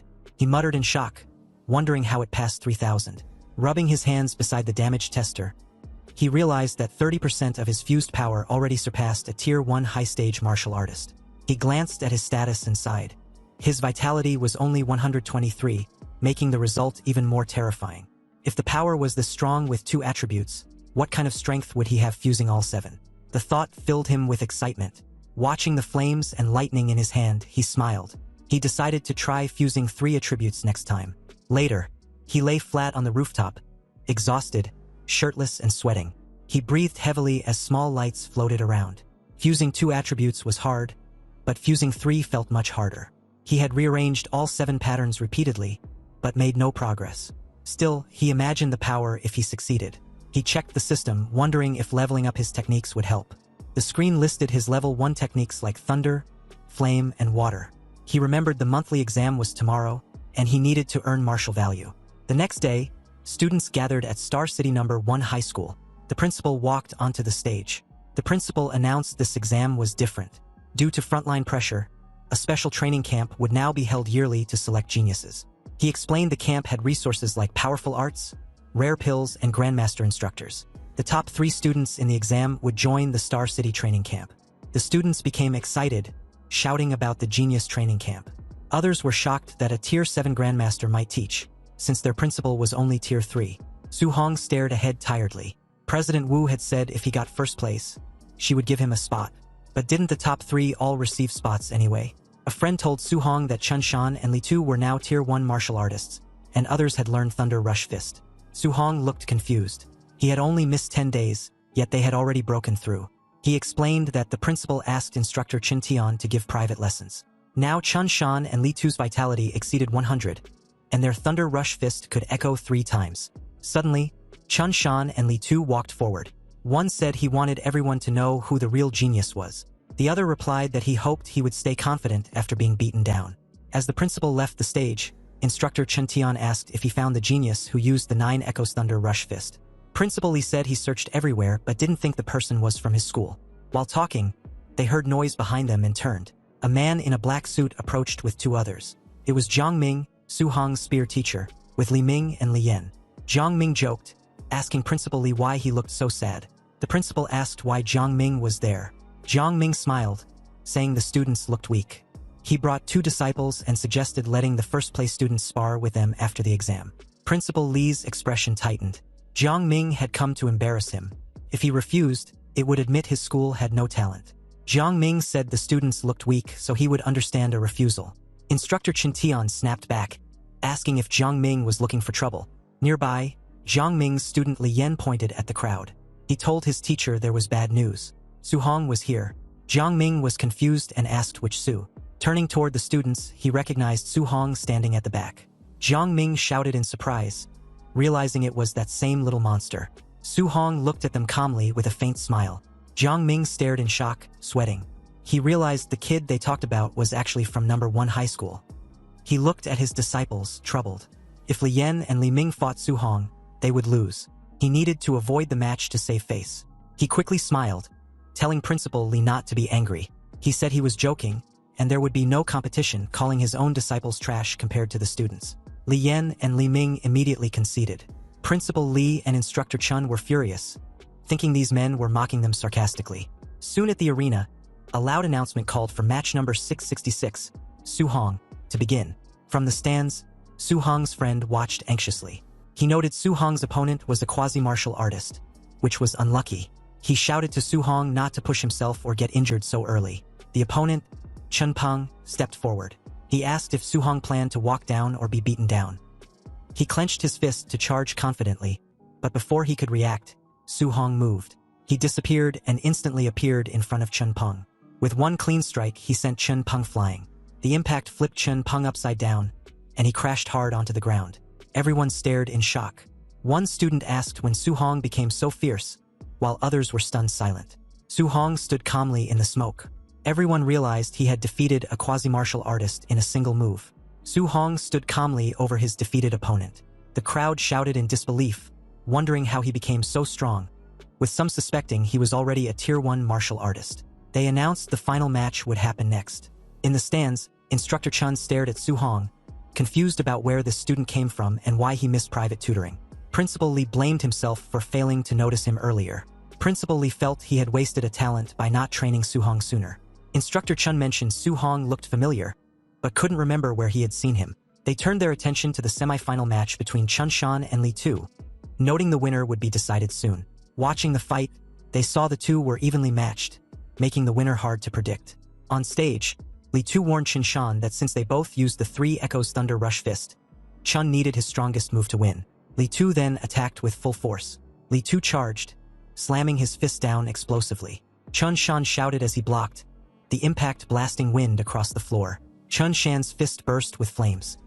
He yelled at Li Tu to watch closely, declaring himself the school's true number 1. The students shouted in shock that Chun Shan had mastered attribute externalization. They recognized the powerful fire attribute, second only to thunder. Li Tu stepped forward with a smirk, energy flowing like water around his arm. He scoffed that attribute externalization was nothing special. The students gasped again, seeing Li Tu also had externalized attributes. His was metal, even stronger than fire in combat. Metallic chains swirled around Li Tu's fists as he dashed ahead to attack. His punches echoed 5 times. Chun Shan was shocked to see Li Tu unleash the 5 Echoes Thunder Rush Fist. A violent impact followed. Li Tu's strike blasted his opponent backward, sending shockwaves across the arena. Principal Li and Instructor Chun were stunned. Li noted Li Tu had hidden his strength, while Chun marveled that Li Tu mastered attribute externalization and the micro-level Thunder Rush Fist in just 10 days. Principal Li said the final was pointless. Su Hong couldn't beat Li Tu's metal attribute. Chun sighed, saying Su Hong might have had a chance if he knew a guidance technique. Jiang Ming confidently bet 50,000 on Su Hong. Shocked, Li called him crazy for betting on someone without a guidance technique. Chun laughed, happy to take the easy money. The final battle began. Li Tu against Su Hong. Students cheered, some for Su Hong, others urging Li Tu to win. The fighters stepped onto the stage. Li Tu told Su Hong he was lucky to reach the finals without facing him or Chun Shan earlier. Su Hong remained calm. After hunting beasts, these students seemed weak, but Li Tu finally looked like a worthy opponent. Li Tu grinned, calling Su Hong the second strongest. Su Hong simply asked who the first was. Li Tu stomped the ground, declaring that he was naturally number 1. He attacked, claiming one move would show the huge gap between them. Students panicked, seeing Li Tu use the 5 Echoes Thunder Rush Fist immediately. They feared it was already over for Su Hong. But Su Hong's eyes glowed with golden light as power built up inside him. Flames burst from his fist as he charged, wanting to test the limits of his physical body. The crowd screamed that Su Hong was crazy for meeting the attack head-on instead of dodging. Their fists smashed together explosively, shaking the ground. They clashed repeatedly, sending energy bursts through the air. Su Hong met the thunderous attack directly. Li Tu was shocked that Su Hong stopped his 5 Echoes Fist instantly with just 5 punches. They fought on, fists colliding in a storm of blows amidst whipping energy chains. Li Tu gritted his teeth. Every punch from Su Hong felt overwhelmingly heavy, like fighting a monster. In the stands, a teacher exclaimed that Su Hong was evenly matching Li Tu without using any martial skills. His friend shouted that his strength was terrifying. The officials were stunned. Chun guessed Su Hong had a special physique. Principal Li laughed, proud the school produced such a genius. However, Chun noted that despite Su Hong's strength, Li Tu's condensed attributes still gave him the edge. The clash sent both sliding back. Su Hong steadied his flaming fist, while Li Tu was forced back several meters. Angry, Li Tu shouted that he would win. Blue lightning surged around his arms as he powered up. He lunged, fists wrapped in energy chains, demanding Su Hong accept defeat. Su Hong realized Li Tu was no longer holding back and was attacking at full power. Since Li Tu went all out, Su Hong decided to show some respect. Flames burst from his fist as he sprinted to meet the attack. Lightning burst across the arena. Li Tu yelled in shock, realizing Su Hong could also use attribute externalization. Principal Li and Instructor Chan trembled as golden lightning filled the arena, leaving them speechless. They were stunned Su Hong had mastered the Thunder Guidance technique. Chun explained that a special physique combined with the Thunder attribute made him terrifying. Su Hong and Li Tu clashed again, causing lightning and chains to explode everywhere. Li Tu realized with alarm that Su Hong's Thunder attribute was stronger than his own Metal attribute. Lightning coiled around Su Hong. He told Li Tu that since he revealed his ultimate move, he would answer properly. Su Hong's eyes glowed gold. He announced his ultimate move and charged using the Thunder Rush Fist. His strike landed explosively. The impacts echoed rapidly, driving Li Tu back as 9 echo bursts blasted across the arena. 9 echoes impossible, Li Tu shouted. Blood burst from his mouth as he crashed to the ground. Su Hong stood over him, thunder still crackling around his fists. The students fell silent, their faces frozen in pure shock. Someone finally asked if he won. Excitement erupted as they realized Su Hong reached the perfect realm. 9 echoes surpassing even the teachers. Instructor Chun stuttered in disbelief. Principal Li trembled, declaring Su Hong not just a genius, but the dragon of Star City High. Chun wiped his sweat, imagining how devastated other geniuses in the training camp would be facing a monster like Su Hong. As Su Hong walked away, Chun admired him. He said a golden carp transforms into a dragon when it meets the wind. Star City was too small for him. Principal Li agreed. He predicted Su Hong would rise like a dragon, shining brightest in the imperial capital and the battlefield of 10,000 races. Anyway, Su Hong heads back home where his uncle had just finished making a simple dinner. He immediately asked how the exam went. With a grin, Su Hong said he'd taken first place in the monthly exam. His uncle stared at him for a second, then burst out in excitement. They were still celebrating when loud knocking suddenly hit the door. A woman's sharp voice came from the hallway, asking if this was Su Hong's home. Su Hong opened the door, confused. His uncle and aunt stood just behind him, peeking out cautiously. Outside stood a well-dressed woman covered in expensive jewelry. She introduced herself as Lin Nan's mother. She explained that only the top 3 students could enter the training camp. Her son had ranked 4th. Then she got straight to the point. She wanted Su Hong to give up his spot. She calmly pulled out a stack of cash and said she was offering 30,000 if he stepped aside. Su Hong and his family just looked at her. No one reached for the money. They looked more confused than tempted. When she saw that the cash wasn't working, her tone changed. She said the training camp was brutal and that people could die there. She added that with their poor background, it would be smarter to quit early. Other students, she claimed, had high-grade pills and resources that Su Hong could never afford. Her words made his aunt uneasy. She asked Su Hong quietly if it was really that dangerous. His uncle rubbed her back, trying to calm her down. Then he turned to Su Hong and seriously asked if he could truly promise he'd be safe. Su Hong stepped forward and said clearly that he could guarantee his own safety. The woman let out a mocking laugh and asked the uncle if he actually believed a kid's promise. His uncle didn't hesitate. He said Su Hong was grown now, and there was no way he'd trust a stranger over his own family. The door shut behind her. From the hallway, she shouted that they were just waiting to get eliminated at camp. Inside, things slowly settled. His uncle asked Su Hong if he had hidden how dangerous the camp was. Su Hong told them it wasn't a big deal and that he could handle it. His uncle gave him a big thumbs up. He admitted he was just an ordinary man, but if Su Hong had the courage to face something like this, then the family would back him all the way. Suddenly, his aunt smacked his uncle on the back, telling him to stop making it so dramatic. She said they didn't care about rankings or glory. They just wanted Su Hong safe. Su Hong nodded with a warm smile, hearing that made him feel lighter. Later that night, He stood alone on the rooftop looking over the city lights. He knew that even though his uncle and aunt said they supported him, they were still worried. He quietly promised himself he wouldn't let them down. If he wanted to protect their new life, he had to get stronger. He opened his system interface. He had gained 285 martial value points from the monthly exam, but it didn't feel like enough. His mortal body stat was at 36.1%. Thinking about the powerful geniuses at the training camp, he decided to focus on strengthening his body first. He started adding points to the mortal body stat. A red glow surrounded him as the percentage slowly climbed. When it stopped, steam rose from his body. His mortal body had reached 64.6%, still far from 100%. He wondered what kind of special physique he would unlock once it was complete. Then he noticed something unexpected. Both his Thunder Guidance Technique and Heavenly Flame Guidance Technique had quietly advanced to level 2. He realized he'd only practiced them casually for a few days. Maybe there weren't any special requirements. Maybe steady practice alone was enough. Curious, he decided to try leveling them again right away. Lightning gathered in one hand. Flames burned in the other. He focused and began training through the night. By dawn, sunlight spread across the skyscrapers. Su Hong opened his eyes after a full night of cultivation. Fire and electricity swirled faintly around him. A notification appeared. Both techniques had successfully advanced to level 3. He checked his stats. His vitality had increased by 3 points, reaching 126. His mortal body remained at 64.6% and his martial value points were completely used up. Later that morning, he stood outside the apartment building with his weapon over his shoulder, ready to leave for the training camp. His aunt looked at him anxiously and told him to stay safe. She added that if things didn't go well, he could always come home. His uncle quickly told her not to say things like that. He waved at Su Hong enthusiastically and told him to go win another first place.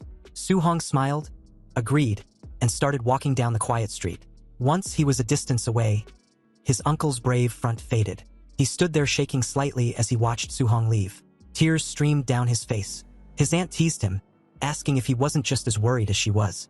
He admitted he was. He said he just didn't want Su Hong to carry their fear with him. Meanwhile, as Su Hong walked down the street, his senses picked up movement. A red sports car suddenly turned the corner and stopped sharply beside him. The window rolled down. President Wu Lingxian sat inside, wearing sunglasses. She told him to get in. Soon they were racing down the highway. Su Hong asked why she had come to pick him up personally. Without taking her eyes off the road, she said she had a few important reminders about the training camp. As president, she knew the details about the other participants. She told him that a few students were already Tier 1 high-stage martial artists and were close to Tier 2. Their martial skills were at least B-ranked. Su Hong listened calmly. He knew Tier 2 required 200 vitality points, which was a big gap from where he stood. Still, he wasn't worried. Even if they had B-rank skills, his system would let him learn high-level techniques quickly. Wu Lingxian continued, saying that while his talent was the best she'd ever seen, he lacked the resources those wealthy students had. She added that even if he failed at camp, he shouldn't feel discouraged. Surpassing them would just be a matter of time. Su Hong thanked her sincerely and called her sister Wu. She glanced at him briefly. Even after hearing about the gap between him and the others, he remained completely calm. She figured his mindset wouldn't be a problem at all. A while later, a black van drove through the treacherous curvy road of the Tianlin mountain range. Inside the vehicle, Li Tu and Chen Shan were in shock after realizing that the training camp was set in a place where ferocious beasts gather in droves. Principal Li calmly assures him not to worry, explaining that the entire camp was overseen by grandmasters, so there was no life-threatening danger. Meanwhile, Su Hong, deep in thoughts, was fully aware that the Tianlin mountain range stretches across multiple cities, including Star City and Yang City. Spiritual energy was dense there, and ferocious beasts were everywhere. Deep within the mountains hide beast kings comparable to rank 7 grandmasters. Even a Tier 1 beast on the outskirts is far more dangerous than those found elsewhere, and ordinary rank 2 martial artists would not dare to enter lightly. As the van continues forward, elsewhere deep within the forest, several pairs of glowing red eyes track the vehicle's movement. Back inside, Li Tu comments about how he feels that something is watching them, and Chen Shan, who also grew uneasy, worriedly asked whether anyone thinks a ferocious beast might suddenly pop out of nowhere and attack them. On the other hand, Su Hong remains silent, sensing how brutal this environment was. He understands that the training camp's competition will just be as brutal as the beasts slaughtering each other. A small smile tugged on his lips as he realizes he actually enjoys this kind of atmosphere. The van soon arrived at a fenced camp where dozens of students have already gathered. After getting out, Chun Shan wonders aloud how strong the other participants might be. This comment didn't go unnoticed as the crowd suddenly singled out the new participants who just arrived. Unlike Su Hong, Li Tu and Chen Shan were a bit nervous. Su Hong took the lead, his spear on his shoulder as he told the two they should head out. But an official calmly stops them in their tracks, before informing them they needed to wait until all participants arrive before the entrance assessment begins. Hearing about an assessment, Su Hong watches as several luxury cars drove into the camp, and among them, one had a very distinct red color. As they all came to a screeching halt, the three students of the big families got out, and all the attention quickly shifted to them. Xiao Nan, known as a spirit master, appears alongside Lin Xinghe of the Lin family, who was rumored to be close to Tier 2. At the front stands the city lord's son, Wang Tiantuo, often called the barbarian god. He possesses a special physique and extremely high fire attribute compatibility. Anyway, as the three aura farmed for the crowd, Su Hong studied them quietly, wondering if these are the top geniuses Wu Linxian mentioned. A faint smile crosses his face as he waits to see what they can really do. The official steps forward and announces the rules. The training camp lies 30 kilometers deep within the Tianlin mountain range. Certain ferocious beasts carry special tokens inside their bodies, and only those who obtain a token can enter the camp. Everyone has 8 hours to reach the destination. Whispers spread through the crowd. Going that deep within the mountain range means encountering powerful beasts, and if something goes wrong, people could die. While many grow uneasy, Su Hong stays calm. In his view, 8 hours is more than enough time to hunt extra beasts and earn martial value. When someone asks what happens if they run into beasts far beyond their level, the official replies that they should consider themselves unlucky and eliminated, though rescue will eventually come.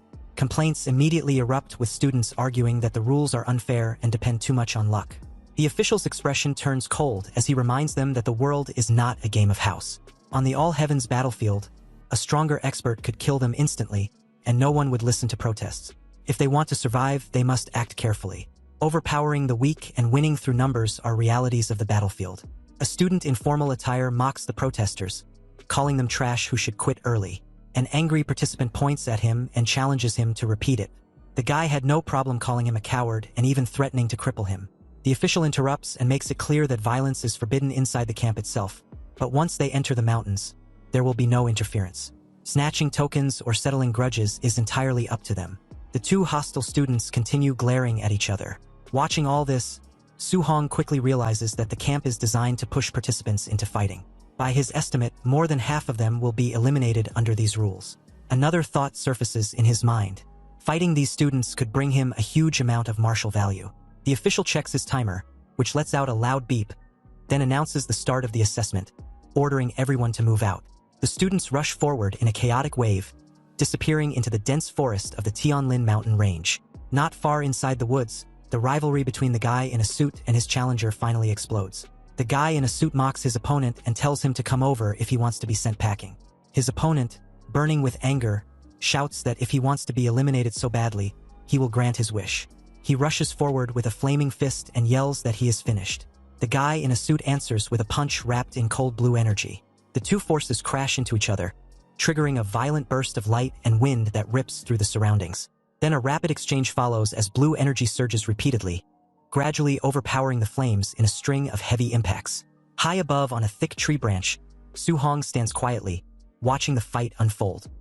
He had wanted to witness the strength of these so-called geniuses for himself, but what he sees leaves him disappointed. The clash is flashy yet far from impressive. In his mind, even if he defeats them, the martial value gained would be minimal. After a brief glance, he turns away, planning to hunt stronger ferocious beasts instead. Below, the guy in a suit starts mocking his opponent, saying that a pauper will always remain a pauper and questioning what hard cultivation can achieve compared to a family's generations of wealth. His opponent angrily tells him to shut up and stop dragging working-class people into it. The guy in a suit laughs and repeats the insult. The words make Su Hong pause mid-step. He slowly looks back, annoyed with the constant yapping, and on second thought, he decides that he wouldn't let this free martial value be wasted. He drops from the tree and lands smoothly in front of the two fighters. Telling them to stop fighting, he speaks in a calm and steady tone. Both participants stare at him in confusion. Standing there with a thick wooden club in hand, Su Hong casually suggests that they fight him instead. The guy in a suit grows irritated and calls him another pauper, warning that he will end up beaten as well. The other participant questions Su Hong's level to even dare interrupt them. Su Hong calmly tells them they misunderstand him. What he meant was that the two stop fighting each other and team up against him. The ill-tempered participant suddenly charges at Su Hong, infuriated that he was being looked down upon. Su Hong raised his leg, sidestepped, and kneed the guy in the gut. The poor bastard gasped in pain, his widened eyes highlighting his disbelief as he got trashed across the small space like a bullet, crashing into a tree. His opponent in a suit watched in utter speechlessness, unable to comprehend how it was even possible. The guy's strength was on par with his, yet he lost in a single move, meaning his defeat was also certain. He turned sharply in Su Hong's direction and immediately noticed his impressive footwork. It was fast, and with his wooden club inches across his face, there was no dodging as he too got knocked out with a single brutal strike. He lost consciousness before he even hits the ground. Su Hong towered them with his club resting on his shoulder, commenting that this was exactly what happens when people look down on ordinary cultivators. Elsewhere, inside a monitoring room, the staff watched everything on a huge digital screen. One guy pointed at the display and asked where Su Hong had come from. He showed up in the middle of a heated duel and knocked out both guys. Another asked if the 2 unconscious participants on the ground counted as eliminated. Their supervisor explained that they did not. Since neither of them had asked for rescue yet, the test would keep going. Back in the forest, the cultivator in the suit slowly woke up. He held his aching face and noticed the other fighter sitting nearby. Instantly, he pushed himself backward and yelled for the man to stay away. Then he looked toward the direction Su Hong had left and cursed that guy, saying he would definitely take revenge later. The short-haired fighter also sat up, looking annoyed. He said the loss only happened because he had underestimated the opponent. In his opinion, losing to a kid like that simply didn't make sense. For a while, the 2 former rivals sat quietly, staring at each other. Eventually, the short-haired fighter spoke first. He apologized for what he had said earlier and admitted the other man was actually strong. The cultivator in the suit responded the same way. He said the short-haired fighter also had impressive strength and apologized for mocking him earlier. After sharing the same embarrassing defeat, the 2 of them shook hands. Soon they were standing with their arms around each other's shoulders, calling themselves brothers. They quickly came up with a plan for revenge. The abandoned wooden club nearby would be perfect for giving that kid a few solid hits to release their anger. Meanwhile, Su Hong ran through the forest at high speed. Suddenly, he stopped when a group of Tier 1 initial stage giant-toothed wild boars rushed out from the bushes. Seeing them again, Su Hong muttered that he had run into another pack. He wondered how many of these creatures he had already seen in the Tianlin mountain range. The boars charged toward him with heavy pounding steps. Su Hong's eyes flashed with a golden light as he launched his Thunder Rush fist, 9 echoes sending yellow lightning bursting forward. The attack cut through the group in a massive golden blast of energy. When the dust cleared, system messages appeared around him, informing him he'd gained 32 martial value. Su Hong thought about how defeating martial artists used to give dozens of points. Now the rewards were getting smaller as his strength increased. He shrugged it off and decided the real goal was finding tokens. He started cutting open the boar carcasses, remembering that the dozen beasts he killed earlier hadn't carried any tokens either. After wiping the blood from his hands, he confirmed that none of them had one. Su Hong concluded that only stronger beasts probably carried tokens. Half an hour later, he moved deeper into the forest, jumping between trees while searching the area. When he first entered the 5-kilometer zone, he could find more than a dozen low-level beasts every hour. Now he couldn't see a single one. At that moment, a massive Tier 1 high-stage Nethernight black tiger suddenly lunged out with a loud roar. Su Hong quickly avoided the attack and recognized the beast right away. Blue energy gathered around his finger as he used Void-Breaking Finger. The strike landed directly on the tiger. The beast cried out as the force smashed it into the ground, cracking the earth beneath it. To finish the fight, Su Hong thrust his spear straight into the tiger's head. A message appeared, martial value plus 35. Su Hong commented to himself that with his current strength, defeating a Tier 1 high-stage beast felt extremely easy. He then searched through the tiger's stomach and finally pulled out a red and gold token covered in blood. Looking at it, Su Hong remarked that it had taken almost 3 hours just to find a single one. Thinking about it, he compared the situation.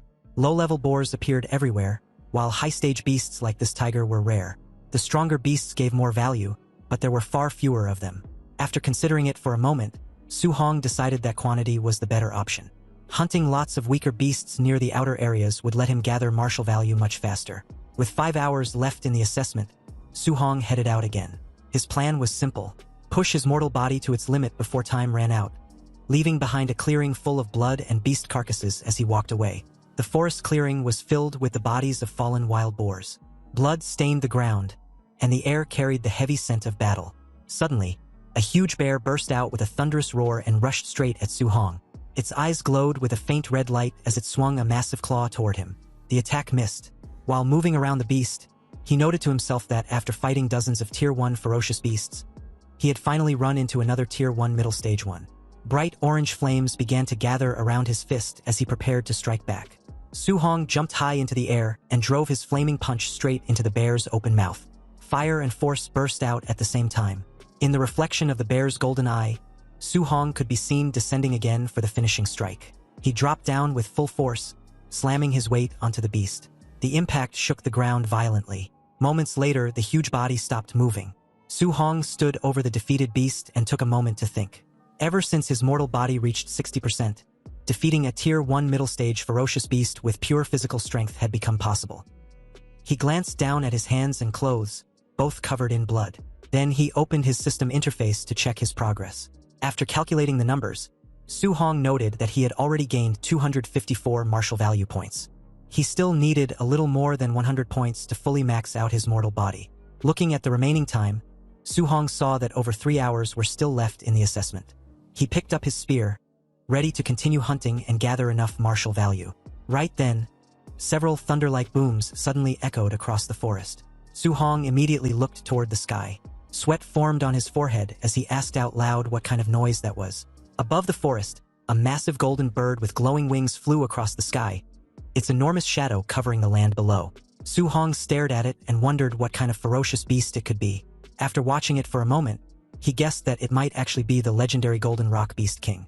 The giant bird released a sharp, piercing cry. With a powerful flap of its wings, a huge shock wave spread across the forest. Trees bent and snapped while dust rose everywhere. Su-hong planted his spear into the ground and held on tightly to keep his balance against the powerful force. Watching the scene, he commented to himself that the Beast King's strength was terrifying. Even a simple flap of its wings had created such an enormous shock wave. A violent crash echoed as a massive tree split apart, its trunk snapping under immense force. Su-hong leaped onto a broken stone as a shock wave rushed past. Wind roared around him while he steadied himself, looking to the sky and wondering what beast could cause this. Pressed against a cliff, sweat on his face, he admitted he'd grown complacent. Faced with such overwhelming power, he realized he was just an ant to top-tier experts. Then his eyes widened. He saw something else approaching high in the air. The Golden Rock Beast King hovered on spread wings. A second figure approached, also shining with golden light. It was rank 7 Grandmaster Qin Tianli, wrapped in a fierce flaming aura. He announced himself as Qin Tianli, saying he was borrowing the territory and asked why the Beast King returned. The Golden Rock Beast King swooped down, claws extended. It shouted it never agreed to lend its territory. Qin Tianli shot forward like a golden firestorm. He yelled he would beat the Beast King until it agreed, and the two forces collided in midair. The rock's wings flashed gold as it twisted. Qin Tianli's punch exploded against its feathers, and the beast beat its wings again with a sharp cry. Light spiraled around it, forcing Qin Tianli back with a shock wave. He steadied himself, irritated by the noise. Yelling the rock was too noisy, he rushed in again. A rapid series of impacts followed. Explosions of golden force repeatedly struck the beast, lighting up the sky as they clashed violently in midair. Qin Tianli's punch smashed into the Beast King's head, sending feathers and blood scattering. The impact forced the massive beast backward. Floating calmly in his golden aura, Qin Tianli spoke with an icy voice. He declared he was borrowing this land and ordered the beast to leave, warning it not to make him repeat himself. The beast screeched angrily as it flew away, yelling for Qin Tianli to wait. Qin Tianli waved dismissively, telling it to get lost. As the beast disappeared, Qin Tianli took a slow breath, golden light swirling around him. His voice echoed across the area. He announced he was rank 7 Grandmaster Qin Tianli and told the trainees not to panic as the assessment would continue. Far below, Su-hong looked up in shock, watching golden rings of power spread through the sky. He wondered if this was the true strength of a rank 7 martial artist. Clenching his jaw, with determination in his eyes, he vowed that he would reach that realm one day. High above, Qin Tianli descended toward the base. Below, the crater-like area was filled with buildings for the assessment. Hovering above the officials, Qin Tianli complained the beast should have just agreed. He only wanted to borrow the territory for a trial, but it forced him to fight. The staff stood at attention. Among them, rank 5 martial artists Lin Zi and Bai Mu spoke in admiration. They noted Grandmaster Qin was more fearsome than rumored, having beaten the famously tough Golden Rock Beast King. Qin Tianli brushed off the praise and ordered them to the monitoring room. He wanted to see which trainees withstood the Golden Rock's pressure earlier, and the staff followed. Inside the surveillance room, the monitors showed trainees collapsed from the shockwave. Lin Zi explained that most were unable to move under the golden rock's aura. Qin Tianli stared in surprise. On one screen, a trainee knelt beside dead black tigers, remaining calm under the beast's pressure. "Who is that boy?" Qin Tianli asked. Bai Mu checked the documents.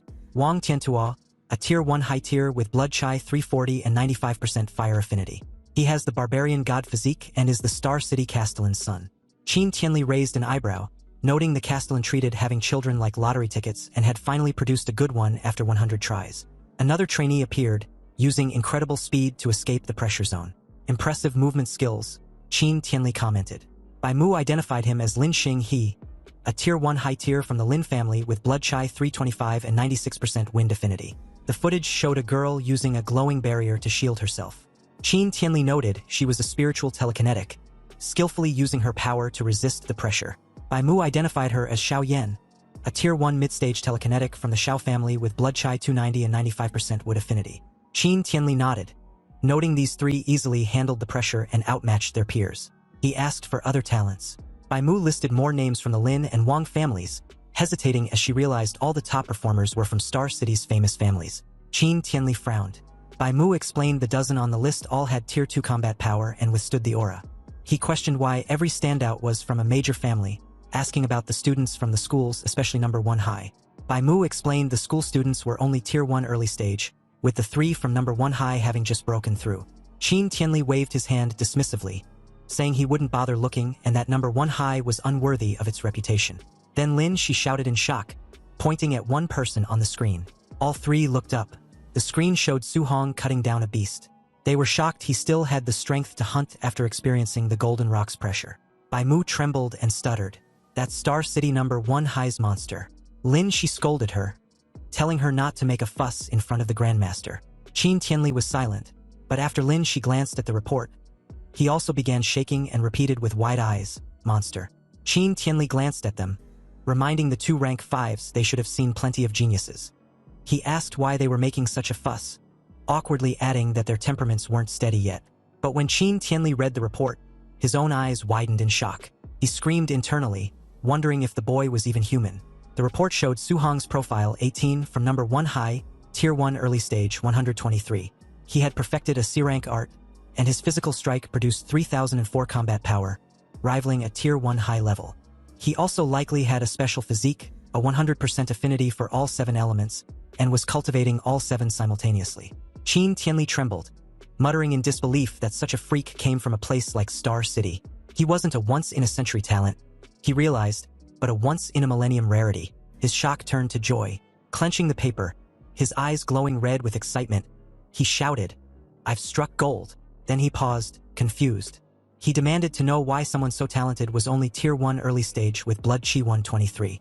Bai Mu quickly explained that Su Hong was cultivating all 7 guiding techniques at once. Grandmaster Qin erupted in frustration. "No wonder he's so low," he said.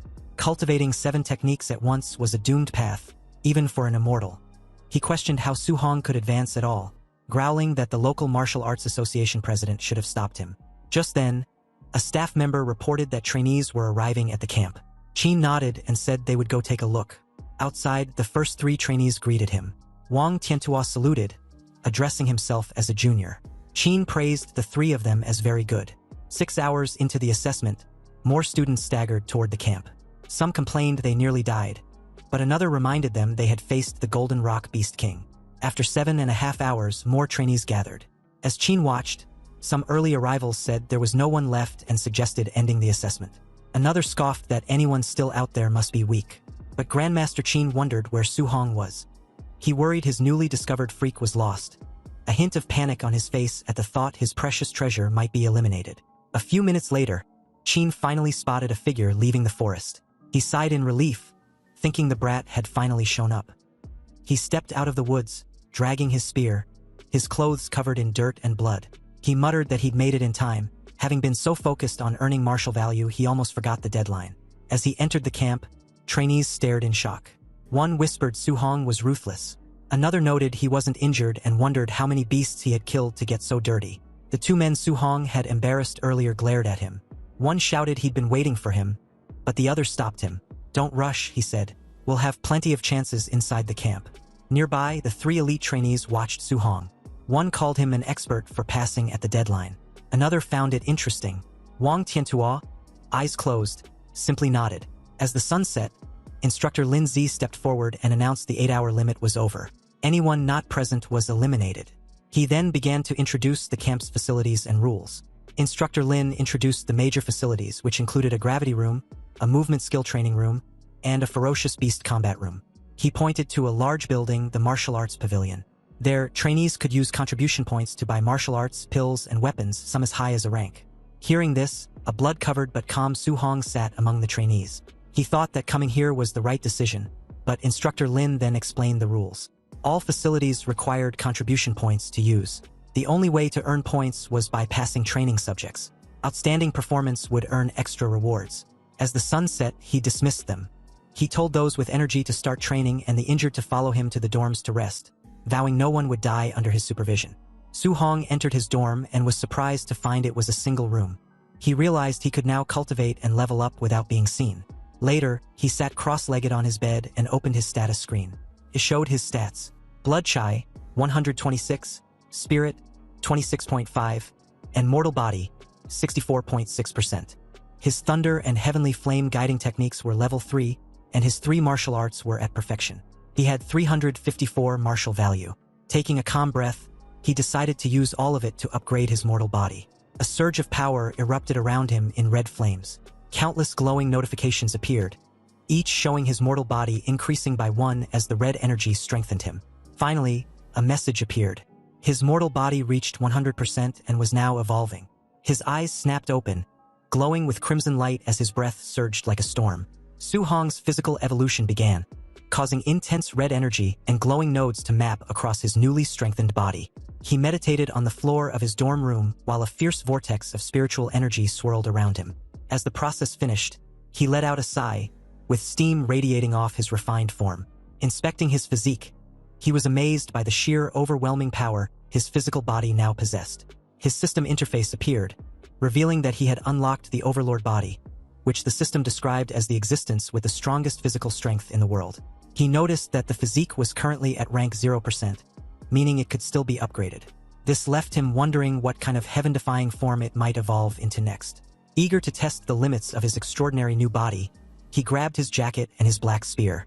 However, the moment he gripped the spear's shaft, the metal crunched and cracked under his hand. He stared at the weapon in shock, realizing that his casual grip was now strong enough to snap a highly durable C-rank alloy. He briefly panicked, lamenting that C-rank spears were incredibly expensive and that he had just ruined a fortune. Fortunately, he quickly remembered that he had actually looted this spear for free during his time in the wilderness. Knowing his old equipment could no longer handle his strength, he decided he must gather camp contribution points as soon as possible to exchange for an A-rank alloy spear. Striding confidently out of his room into the hallway, he planned his next move, contemplating if he could easily earn those points by training with a weight vest of a few hundred kilograms. Inside the camp warehouse, a crowd of trainees gathered in awe around Wang Tiantua. Despite carrying a massive 3,000-kilogram weight, Wang Tiantua effortlessly leaped into the air. Watching from the sidelines, Lin Xinghe and Xiao Nan were amazed by his monster-like strength, noting that an ordinary Tier 1 martial artist could only handle a fraction of that load. Observing the warehouse feed from the monitoring room, Grandmaster Qin Tianli praised Wang Tiantua's barbarian god body. The conversation then shifted to Su Hong. Bai Mu asked how they should address Su Hong's flawed path of cultivating 7 guidance techniques simultaneously. Knowing that directly confronting a proud genius would likely backfire, Qin Tianli decided to make Su Hong realize his mistake the hard way. Qin Tianli asked Instructor Lin Zhe about the progress of a secretly planned night raid meant to ambush the trainees. Lin Zhe smiled wickedly, anticipating the despair of the students who mistakenly believed they could finally relax after the entrance exam. To execute his lesson, Qin Tianli specifically ordered Lin Zhe to send a powerful Tier 1 high-stage martial artist to overwhelmingly defeat Su Hong.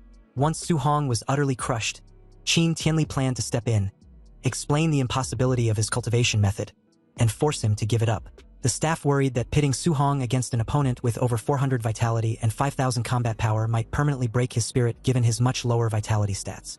However, Qin Tianli coldly dismissed their concerns, stating that if Su Hong's resolve collapsed that easily, he was nothing but trash. Meanwhile, outside in the camp, Su Hong overheard other trainees rushing to the gravity room to watch Wang Tiantua train. Preferring to avoid the crowd, Su Hong headed into the now empty equipment warehouse, planning to check out the commotion later. Inside the equipment warehouse, Su Hong picked up his smart scoring bracelet, confirming it was the device used to calculate his contribution points. As he explored the room, he walked past the lighter equipment racks and stopped in amazement at a rack holding 10-ton weight vests forged from super heavy alloy, wondering who could possibly wear something so heavy. Curious about his own limits, he tried on a 10-ton vest, but quickly realized the immense weight severely hindered his speed and stamina, making it impractical for long-term training. He decided to swap it for a 5-ton vest instead. After rapidly leaping around the warehouse to test his mobility, he concluded that the 5-ton load was perfectly suited for his current physical state. Thinking about his competition, Su Hong wondered how much weight Wang Tiantuo and the other top-tier geniuses chose to wear, assuming that since they were at the Tier 1 high stage, they must be at least as strong as him, if not stronger. Hoping to learn from their cultivation methods, he left the warehouse to go observe them. Outside, a large crowd was gathered in front of a pyramid-shaped gravity room. The trainees were astounded that Wang Tiantuo had entered the facility without taking off his 3-ton weight vest. A monitor displayed Wang Tiantuo straining inside the room under 2 times normal gravity, which the crowd noted effectively turned his 3-ton vest into a grueling 6-ton load. Standing at the back of the crowd with his arms crossed, Su Hong was genuinely surprised to hear that Wang Tiantuo's base vest was only 3 tons. Considering that weight to be incredibly light compared to his own comfortable 5 tons, Su Hong realized he had completely underestimated the sheer toughness and superiority of his newly evolved overlord body. Su Hong approached his former schoolmates, Chun Shan and Li Tu, and asked why they weren't going into the gravity room to cultivate. Looking defeated, the two explained that the massive gap in strength between them and the top-tier geniuses made them feel completely inadequate, and they feared the embarrassment of being compared to them if they trained right then. Su Hong sighed and patted one of them on the shoulder, disappointed that they would let their pride and fear of comparison stop them from improving. Ignoring their warnings to wait until the crowd left, Su Hong confidently walked toward the brightly lit pyramid-shaped gravity room. The gathered onlookers immediately began to mock him. Assuming he was trying to arrogantly surpass Wang Tiantuo's record, they called him brainless and shameless, especially since he didn't appear to be wearing a weight suit. Unbothered by their taunts, Su Hong stepped through the entrance, reflecting that such expensive, heavily funded facilities were usually restricted to elite aristocratic families. Making this a rare opportunity he refused to let slip by. Inside the high-tech room, Su Hong evaluated his limits. He calculated that because he was secretly wearing the 5-ton weight vest under his tracksuit, setting the room to double gravity would subject his body to 10 tons of force, a crushing load he could only endure for about 10 minutes. Deciding to pace himself so he could train for a longer period, he adjusted the control dial to 1.5 times normal gravity instead. Instantly, the increased pressure hit him and he grunted as his body strained to brace against the heavy, invisible force. Completely unaware of his hidden 5-ton vest, the crowd outside watched his struggles on the monitor and laughed.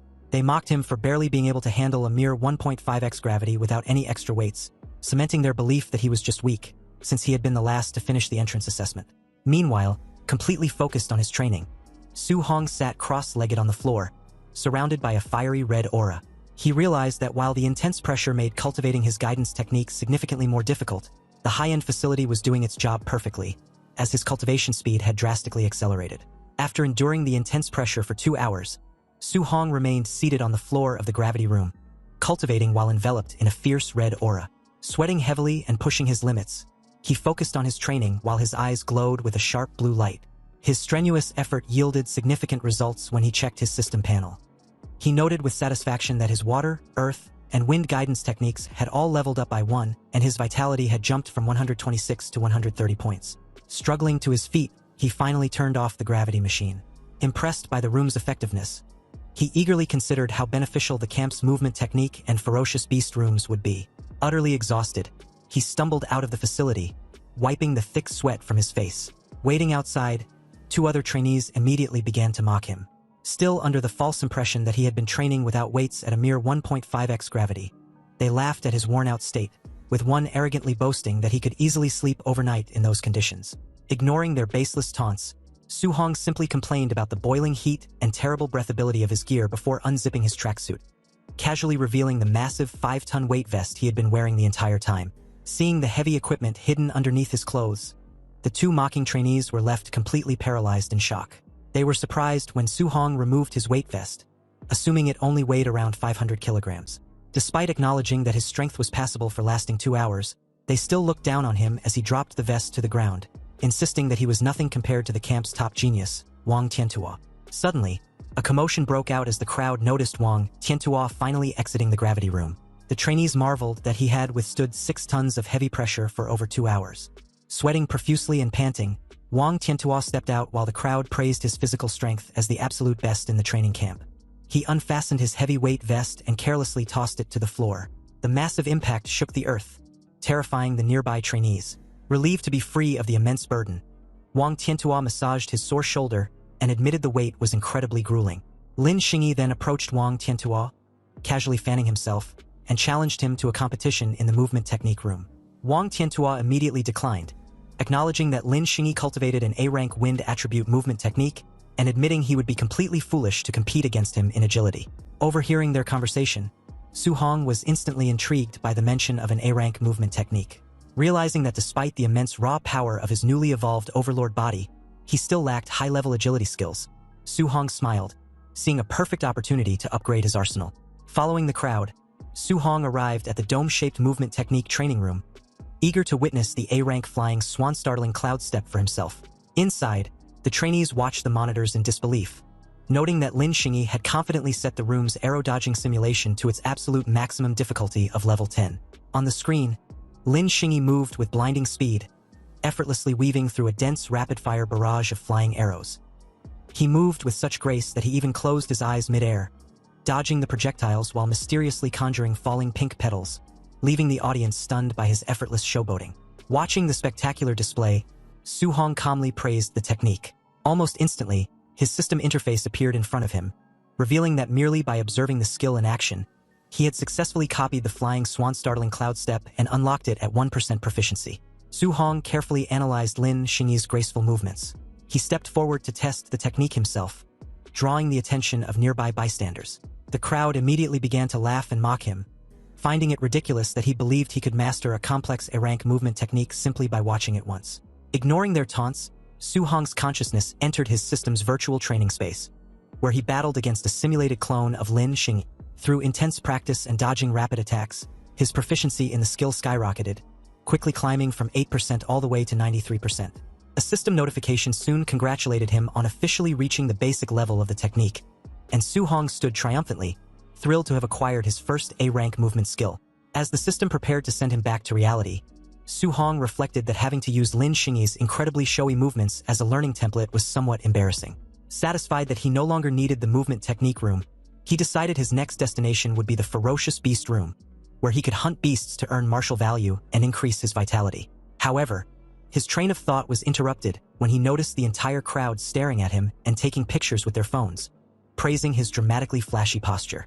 To his absolute mortification, Su Hong realized that while he was training in his mind, his physical body in the real world had been acting out all of the exaggerated showy poses. Deeply embarrassed, he sprinted away from the area at top speed, ignoring the crowd's cheers, asking him to perform again, and silently vowed to never use Lin Xingyi as a template again. As he dashed off, Su Hong's sharp senses picked up the feeling of being followed. Trailing a short distance behind him were the student in the suit, now armed with a wooden club, and the rugged student he had defeated during the entrance assessment. Having tracked Su Hong's path toward the ferocious beast room, the 2 vengeful trainees plotted to block the exit and ambush him the moment he came out. Arriving at the large facility known as the ferocious beast room, Su Hong noticed a large crowd gathered outside. Near the entrance doors, he overheard a tense exchange between Wang Tiantuo and Xiao Nan. Wang Tiantuo laughed, noting that Xiao Nan wanted to compete with him in hunting beasts to determine who was truly the #1 trainee in the camp. Wang Tiantuo arrogantly asked if she genuinely believed her spiritual telekinesis could defeat his barbarian god body, feeling underestimated. In response, Xiao Nan confidently retorted that he was the one underestimating the true power of a spirit master. Intrigued by the mention of a spirit master, a fighting style he had never seen before, Su Hong decided to delay earning his own martial value so he could observe her techniques first. Looking through the observation window into the simulated forest environment, Su Hong was completely shocked to see Xiao Nan gracefully walking down from the sky toward a pack of black tigers. He marveled at this, knowing that walking on air was a miraculous feat typically restricted to high-level grandmasters, and realized this must be the unique power of a spirit master. With a simple glowing motion of her outstretched hand, Xiao Nan summoned her power. Instantly, several streaks of blinding golden light shot forward, simultaneously piercing the skulls of 3 Tier 1 high-stage black tigers. Su Hong watched in awe as the beasts were killed instantly, wondering what the mysterious flowing light was made of. Suddenly, A massive, terrifying bear-like beast enveloped in a red aura roared and attempted to ambush Xiao Nan from behind. However, the beast was instantly stopped in its tracks, its eyes widening in shock. Xiao Nan used her spiritual telekinesis to forcibly lift and paralyze the giant creature in midair, leaving Su Hong amazed by her ability to effortlessly bind such a massive enemy. With a swift wave of her arm, Xiao Nan directed the golden light to cleanly pierce straight through the suspended beast's head, executing it on the spot. Observing the battle closely, Su Hong finally realized that the deadly streaks of light were actually daggers being manipulated remotely by her mind. Trembling with a mix of excitement and realization, Su Hong concluded that a spirit master's ability to walk on air, bind enemies, and telekinetically control weapons from a distance made them ridiculously overpowered, allowing them to easily crush ordinary martial artists. The crowd of trainees, along with Su Hong, watched the observation monitor in disbelief as someone questioned the sudden appearance of a colossal weapon on the screen. The feed showed Xiao Nan standing before a massive snake beast, effortlessly summoning a giant, glowing golden sword out of thin air. With a swift, commanding downward swing of her arm, the enormous golden blade dropped, slicing the giant snake cleanly in half. Observing this impossible feat, Su Hong was completely bewildered. He noted that she wasn't carrying any weapon earlier, and reasoned that a physical sword of that magnitude would weigh several tons, making it far too heavy to wield so easily. Stepping into the conversation, Lin Xingyi casually approached the group while fanning himself. He calmly clarified that the giant sword wasn't a physical weapon at all, but rather a highly advanced A-rank martial skill exclusive to spirit masters. Hearing this, the crowd was astounded that yet another A-rank skill had been revealed. Someone turned to Lin asking how all the top geniuses seemed to possess such rare techniques, and wondered if Wang Tiantuo had one as well. Lin Xingyi confidently confirmed that Wang Tiantuo did indeed possess a devastatingly powerful A-rank offensive martial skill, causing the surrounding trainees to despairingly call the elites heaven-defying monsters. However, rather than feeling intimidated by the massive gap in resources, Su Hong broke into an eager smile. Realizing that the training camp was overflowing with elite A-rank martial skills just waiting to be copied by his system, he happily concluded that coming to the camp was the best decision he could have made. The trainees watched the monitor as Wang Tiantuo obliterated a Tier 1 high-level ferocious beast with a single punch. They quickly realized that the elite trainee was relying purely on his immense physical strength rather than using any actual martial skills. Since there was nothing to copy from Wang Tiantuo at the moment, Su Hong turned away, deciding to find another opportunity to learn from him later. Inspired by Xiao Nan's display of power, Su Hong opened his system panel to check his own attributes. He noted that his spirit stat was only at 26.5. To become a spirit master, he needed his spirit stat to exceed 100, leaving him 73.5 points short. Calculating that he needed exactly 735 martial value points to bridge this gap, he gathered blue energy in his hand and eagerly resolved to go on a massive monster-killing spree to farm the necessary points. Meanwhile, the student in the suit and the rugged student were still secretly tailing him. They watched as Su Hong entered one of the testing arenas inside the ferocious beast room. Noticing that the rest of the camp was completely distracted by Wang Tiantuo and Xiao Nan's training, the two vengeful trainees concluded that no one would interfere. They decided this was the perfect opportunity to corner Su Hong inside and ruthlessly beat him up. As they prepared to ambush him, the rugged student suddenly cried out in alarm, prompting the suited student to nervously shush him so they weren't discovered. The rugged student pointed up at the large observation monitor mounted above the facility's entrance. The two stalkers were absolutely horrified by what they saw on the screen. Su Hong was casually standing in the arena, surrounded by a towering red-eyed bear monster, giant armored scorpions, and massive stone-skinned beasts. They realized in utter disbelief that Su Hong had simultaneously challenged more than 10 Tier 1 high-stage ferocious beasts at once, leaving them wondering if he had completely lost his mind. The two panic, and they start thinking of even getting an instructor to save Su Hong. However, to them, it is too late for Su Hong because they are convinced he is going to be torn to shreds by the monsters. Now in the beast's room, Su Hong teases the monsters, causing them to rush at him at the same time. Su Hong leaps backward to dodge the initial attack from the enemies before lunging toward them. He punches the monsters so hard that their insides are torn apart. The two are left speechless because Su Hong is tearing apart monsters that even mid-grade martial arts would find really hard to do. Just then, one of them notices that Su Hong is using a familiar footwork, and it then dawns on them that he has already copied Lin Xingyi's technique, which he is now using. The two start arguing because it is not possible for them. The two soon accept reality and realize that Su Hong is an insane talent to have been able to copy the technique at once. One of them immediately suggests that they forget about their vendetta mission, and his colleague doesn't even object to this. Suddenly, the other guy wants to rethink his decision, but his friend points to what Su Hong just did inside the training room. They stare into the distance to see that Su Hong has taken down all of the beasts in just a few minutes. Su Hong, on the other hand, is checking out the points that were given to him after defeating such high-level beasts. He realizes that it is not that much, which confirms his assumption that the stronger he is, the harder it is for him to accumulate points. Before he can even get a minute of rest, more monsters troop out from their hiding place, and Su Hong quickly gets back on his feet because he doesn't have the luxury of resting. In the next instant, a giant beast lunged downward from above, claws extended. But Su Hong did not panic. His expression remained steady. A golden glow ignited around his fist as energy gathered rapidly. Using his Vajra fist, he stepped forward and threw a powerful punch that collided with the descending beast. A burst of golden light exploded outward as multiple beasts were struck at the same time. He landed in the middle of those beasts as golden energy spiraled around him, expanding violently. Seeing his power, the remaining beasts hesitated. The monsters began to retreat, but Su Hong did not let them escape. He launched himself forward as a faint smile appeared on his face. He demanded to know where they thought they were going and ordered them to hand over all their martial value. His body shot through the air at incredible speed as he reached out with one hand. He grabbed onto the thick tail of a fleeing scorpion beast. With a violent motion, he swung it around. The massive creature crashed into the surrounding beasts, sending their bodies flying across the battlefield. Outside, the two guys watch in horror, and neither of them spoke. After a long moment, one of them forced a smile and said he wondered when this cycle of vengeance would ever end. He said he had decided to forgive Su Hong. The other immediately agreed, suggesting they should slip away quickly before Su Hong noticed them once more. Otherwise, they might end up beaten half to death like previously. While they were going, they passed by a crowd gathering in front of the screen showing Wang Tiantuo and Xiao Yan's fight. Someone shouted that a 9-tier 1 high-stage ferocious beast had been hammered to death by Wang Tiantuo in less than 10 minutes. Another voice added that Xiao Yan had stood completely still and killed a full 8-tier 1 high-stage ferocious beasts. The crowd buzzed with shock. Just then, someone noticed the two and asked if they were back already. He asked if they have gotten their revenge. The two exchanged nervous glances. One of them scratched the back of his head and laughed awkwardly, saying yes. Both of their expressions stiffened completely as they admitted the truth in their minds. If they had not been clever enough to retreat in time, they would have been lying on the ground like dead dogs right now. They complained that this training camp was outrageous.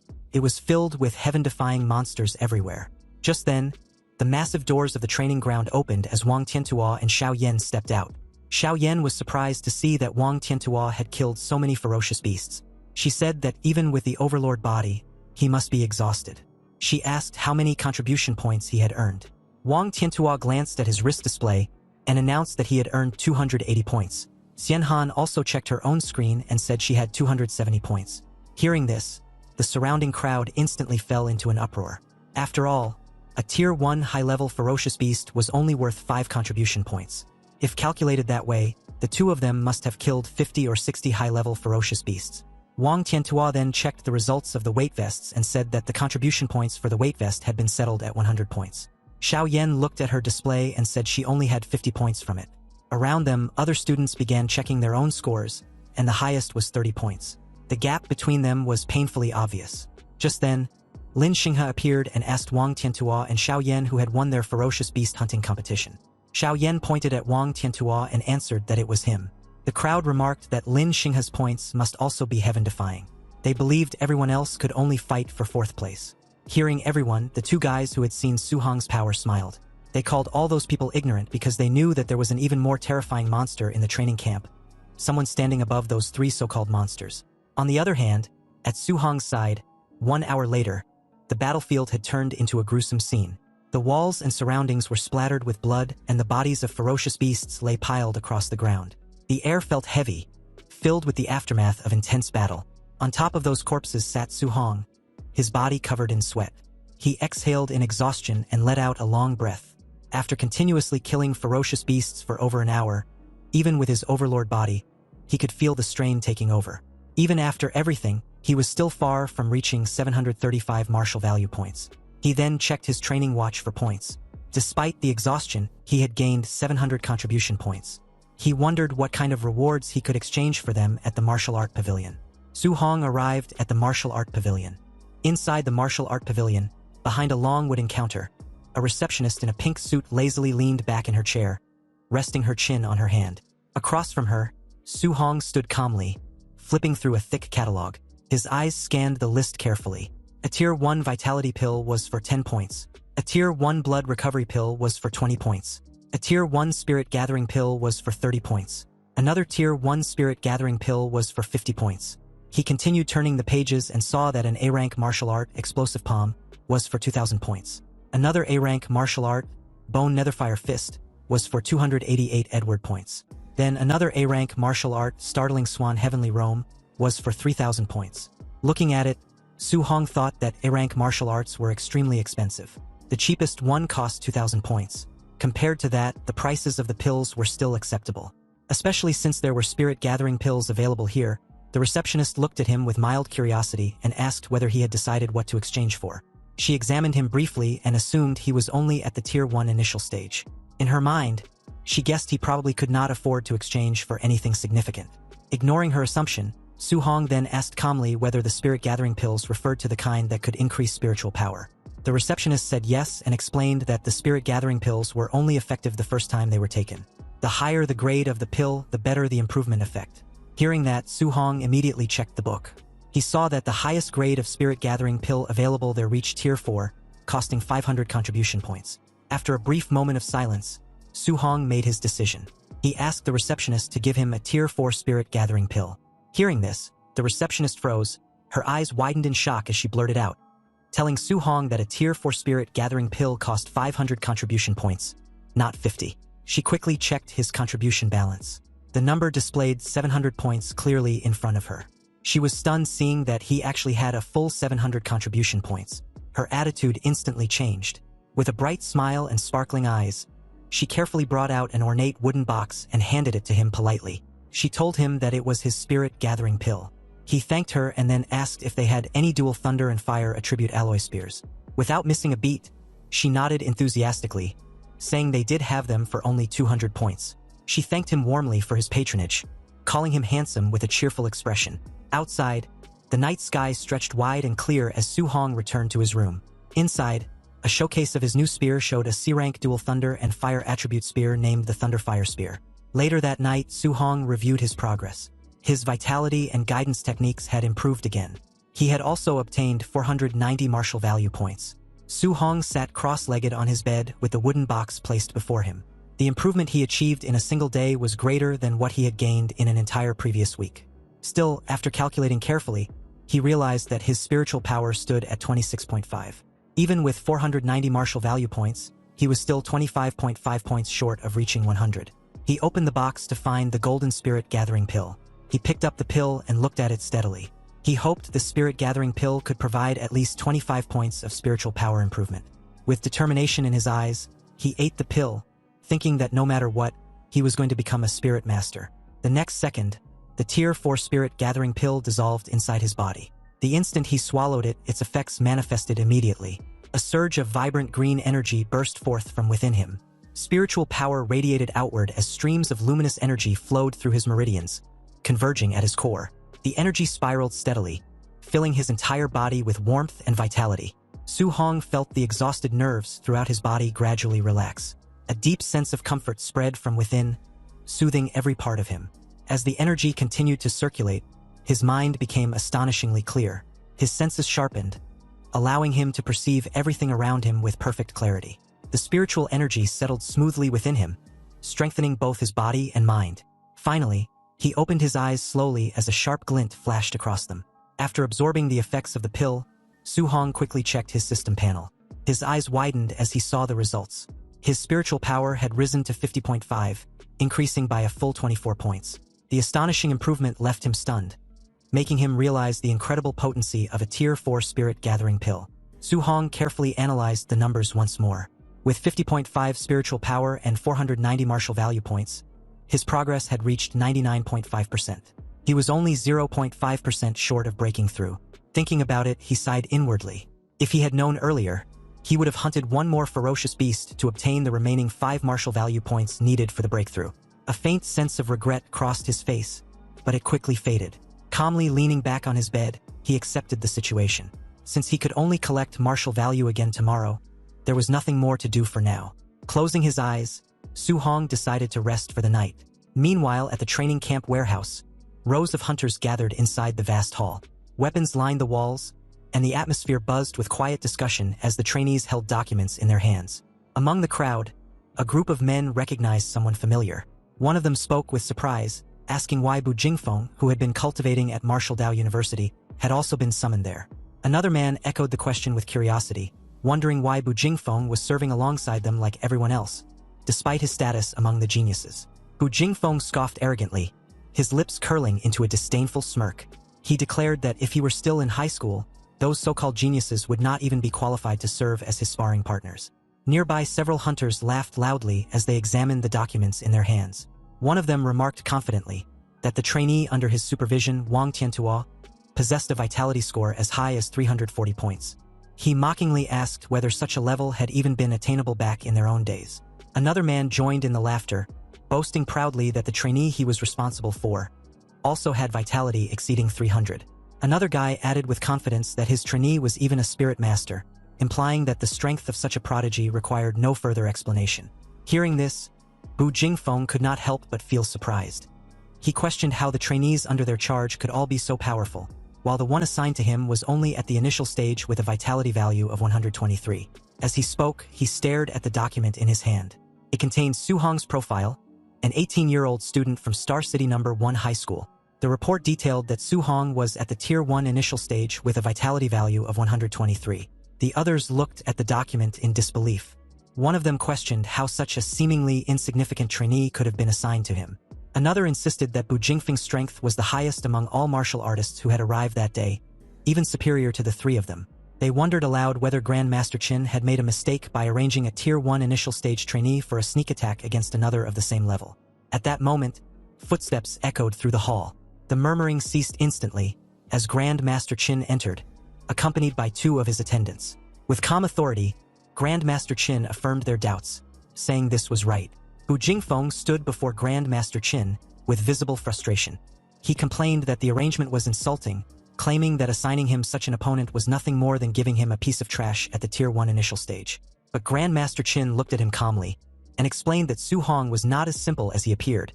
Despite having a vitality of only 123 points, his combat power was strong enough to rival that of a Tier 1 high-stage martial artist. Hearing this, the surrounding hunters were stunned. They could hardly believe that someone with such low vitality could possess strength equal to a high-stage martial artist. Shock filled their expressions as they wondered what kind of monster Su Hong truly was. Grandmaster Qin continued, revealing that part of Su Hong's intelligence was classified and therefore not included in the files they had received. He assured them that once he fights Su Hong, he would naturally understand his true abilities. Still dissatisfied, Bu Jingfeng lowered his head and protested.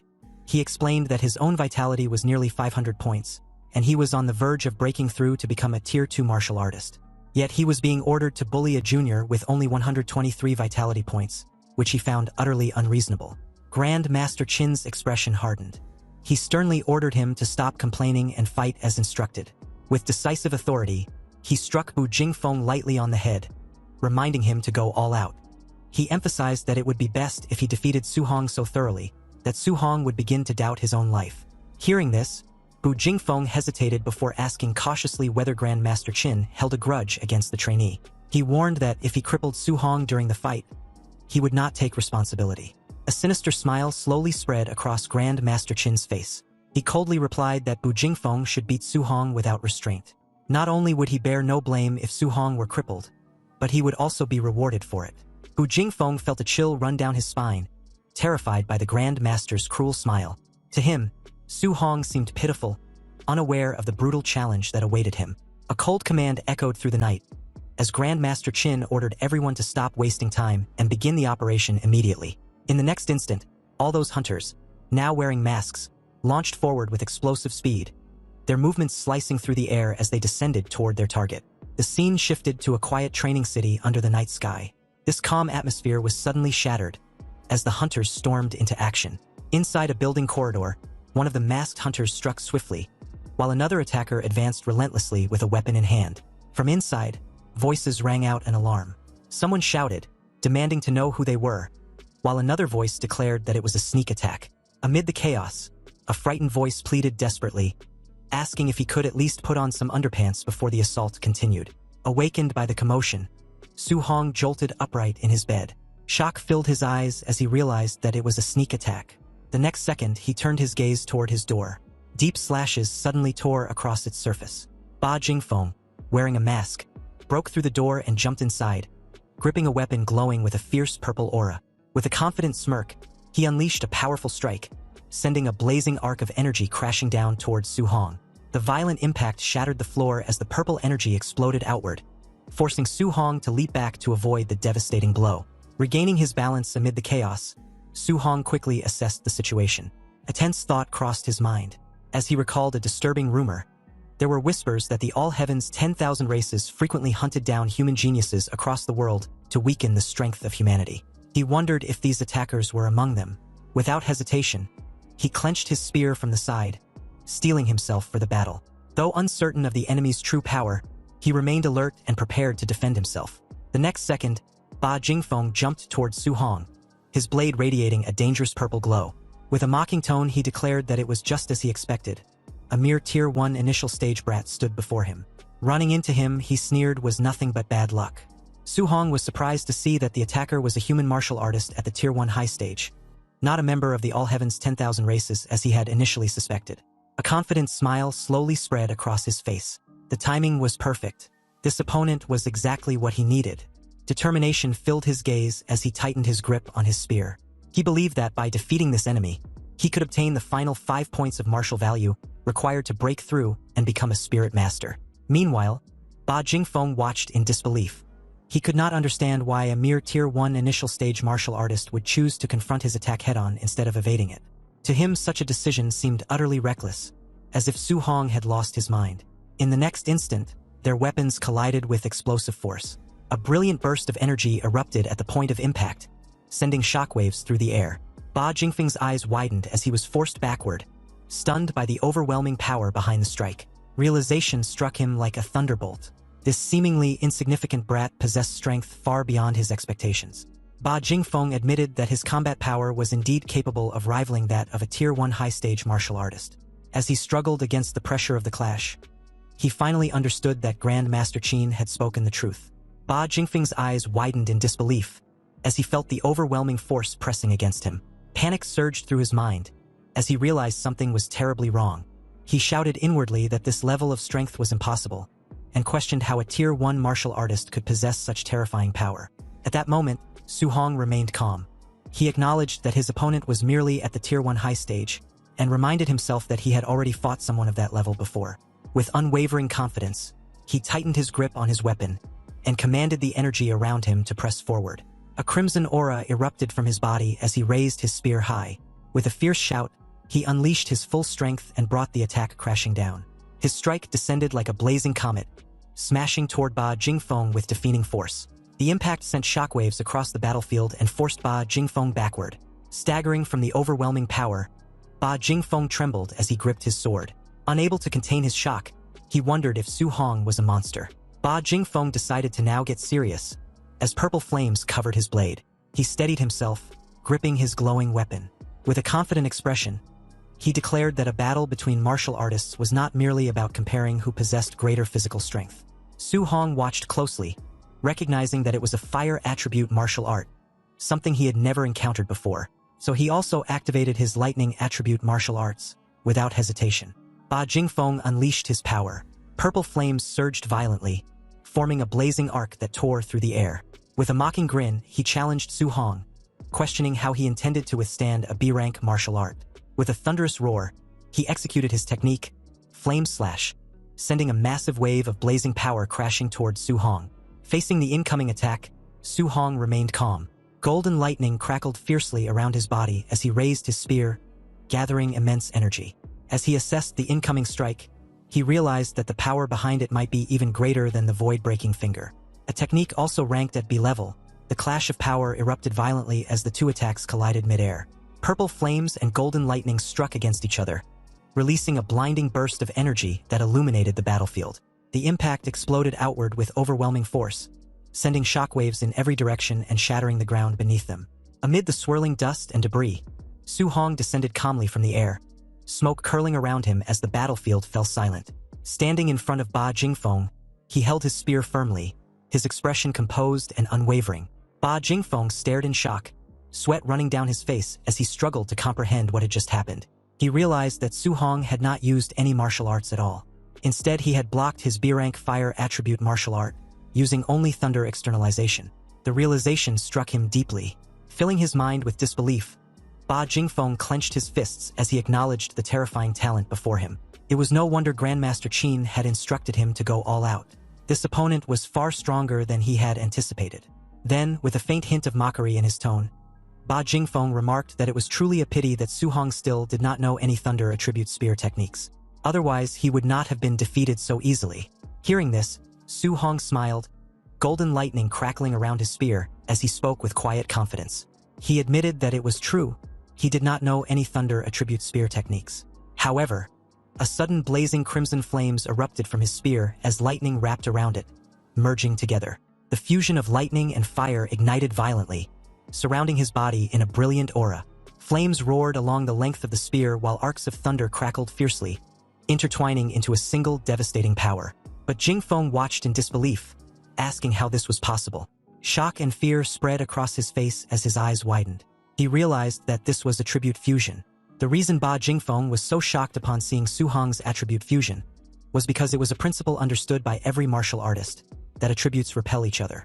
Both Su Hong and Ba Jingfeng stood facing one another inside the damaged room, as Su Hong held his spear, blazing with fire and streaks of lightning crackling.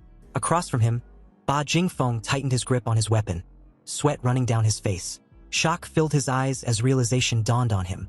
Attribute fusion, the power of thunder and fire. He had always believed it was nothing more than a legend. Just then, lightning flashed across Su Hong's eyes as golden sparks danced in his vision. Without hesitation, he attacked. His spear shot forward in a burst of flame and thunder. Seeing the incoming fast strike, Ba Jingfeng's eyes widened in alarm. He shouted in panic as Su Hong's spear tore through the air toward him, reacting instantly. He roared out his technique, Flame Slash. Purple flames spiraled around his blade as he swung with full force, unleashing a blazing arc of energy. The two attacks collided violently. Flames and lightning clashed in a blinding explosion of light. Ba Jingfeng wanted to deflect Su Hong's attack, but just as Su Hong's spear touched his sword, thunder crackled violently along the shaft while flames spiraled downward, gathering into a single devastating strike. The fused power of thunder and fire crashed toward Ba Jingfeng like a descending pillar of destruction. Caught in the center of the blast, Ba Jingfeng could only stare in disbelief. He admitted that this power was far too outrageous. Ba Jingfeng groaned in pain as he was blasted away, completely overwhelmed by the fused attack. Ripping through the wall, he went flying out of the room. When the dust slowly began to settle, the flame and thunder around Su Hong's spear also settled. Amid the swirling smoke, Su Hong stood calm and steady as a notification popped up, stating that he had gained 7 martial value. A faint smile appeared on his face as he realized that the martial value required to become a spirit master. He finally had enough. A system panel appeared before him showing his stats.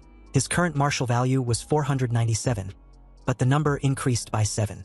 On the other hand, a few seconds earlier, outside the trainees' rooms, Grandmaster Qin and Bai Mu stood waiting. Grandmaster Qin looked calm and confident. He remarked that it was about time. In his view, Su Hong should have already been defeated by Bu Jingfeng. He had prepared several sets of arguments to persuade Su Hong to give up cultivating multiple guidance techniques simultaneously. Tonight, he was certain he would correct him. Just then, a body was blasted out of Su Hong's room. Both Grandmaster Qin and Bai Mu looked up in shock as the figure came hurtling down at terrifying speed. In the next instant, the body slammed violently into the ground right in front of them. The fallen man lay sprawled in the rubble, blood trailing from his mouth.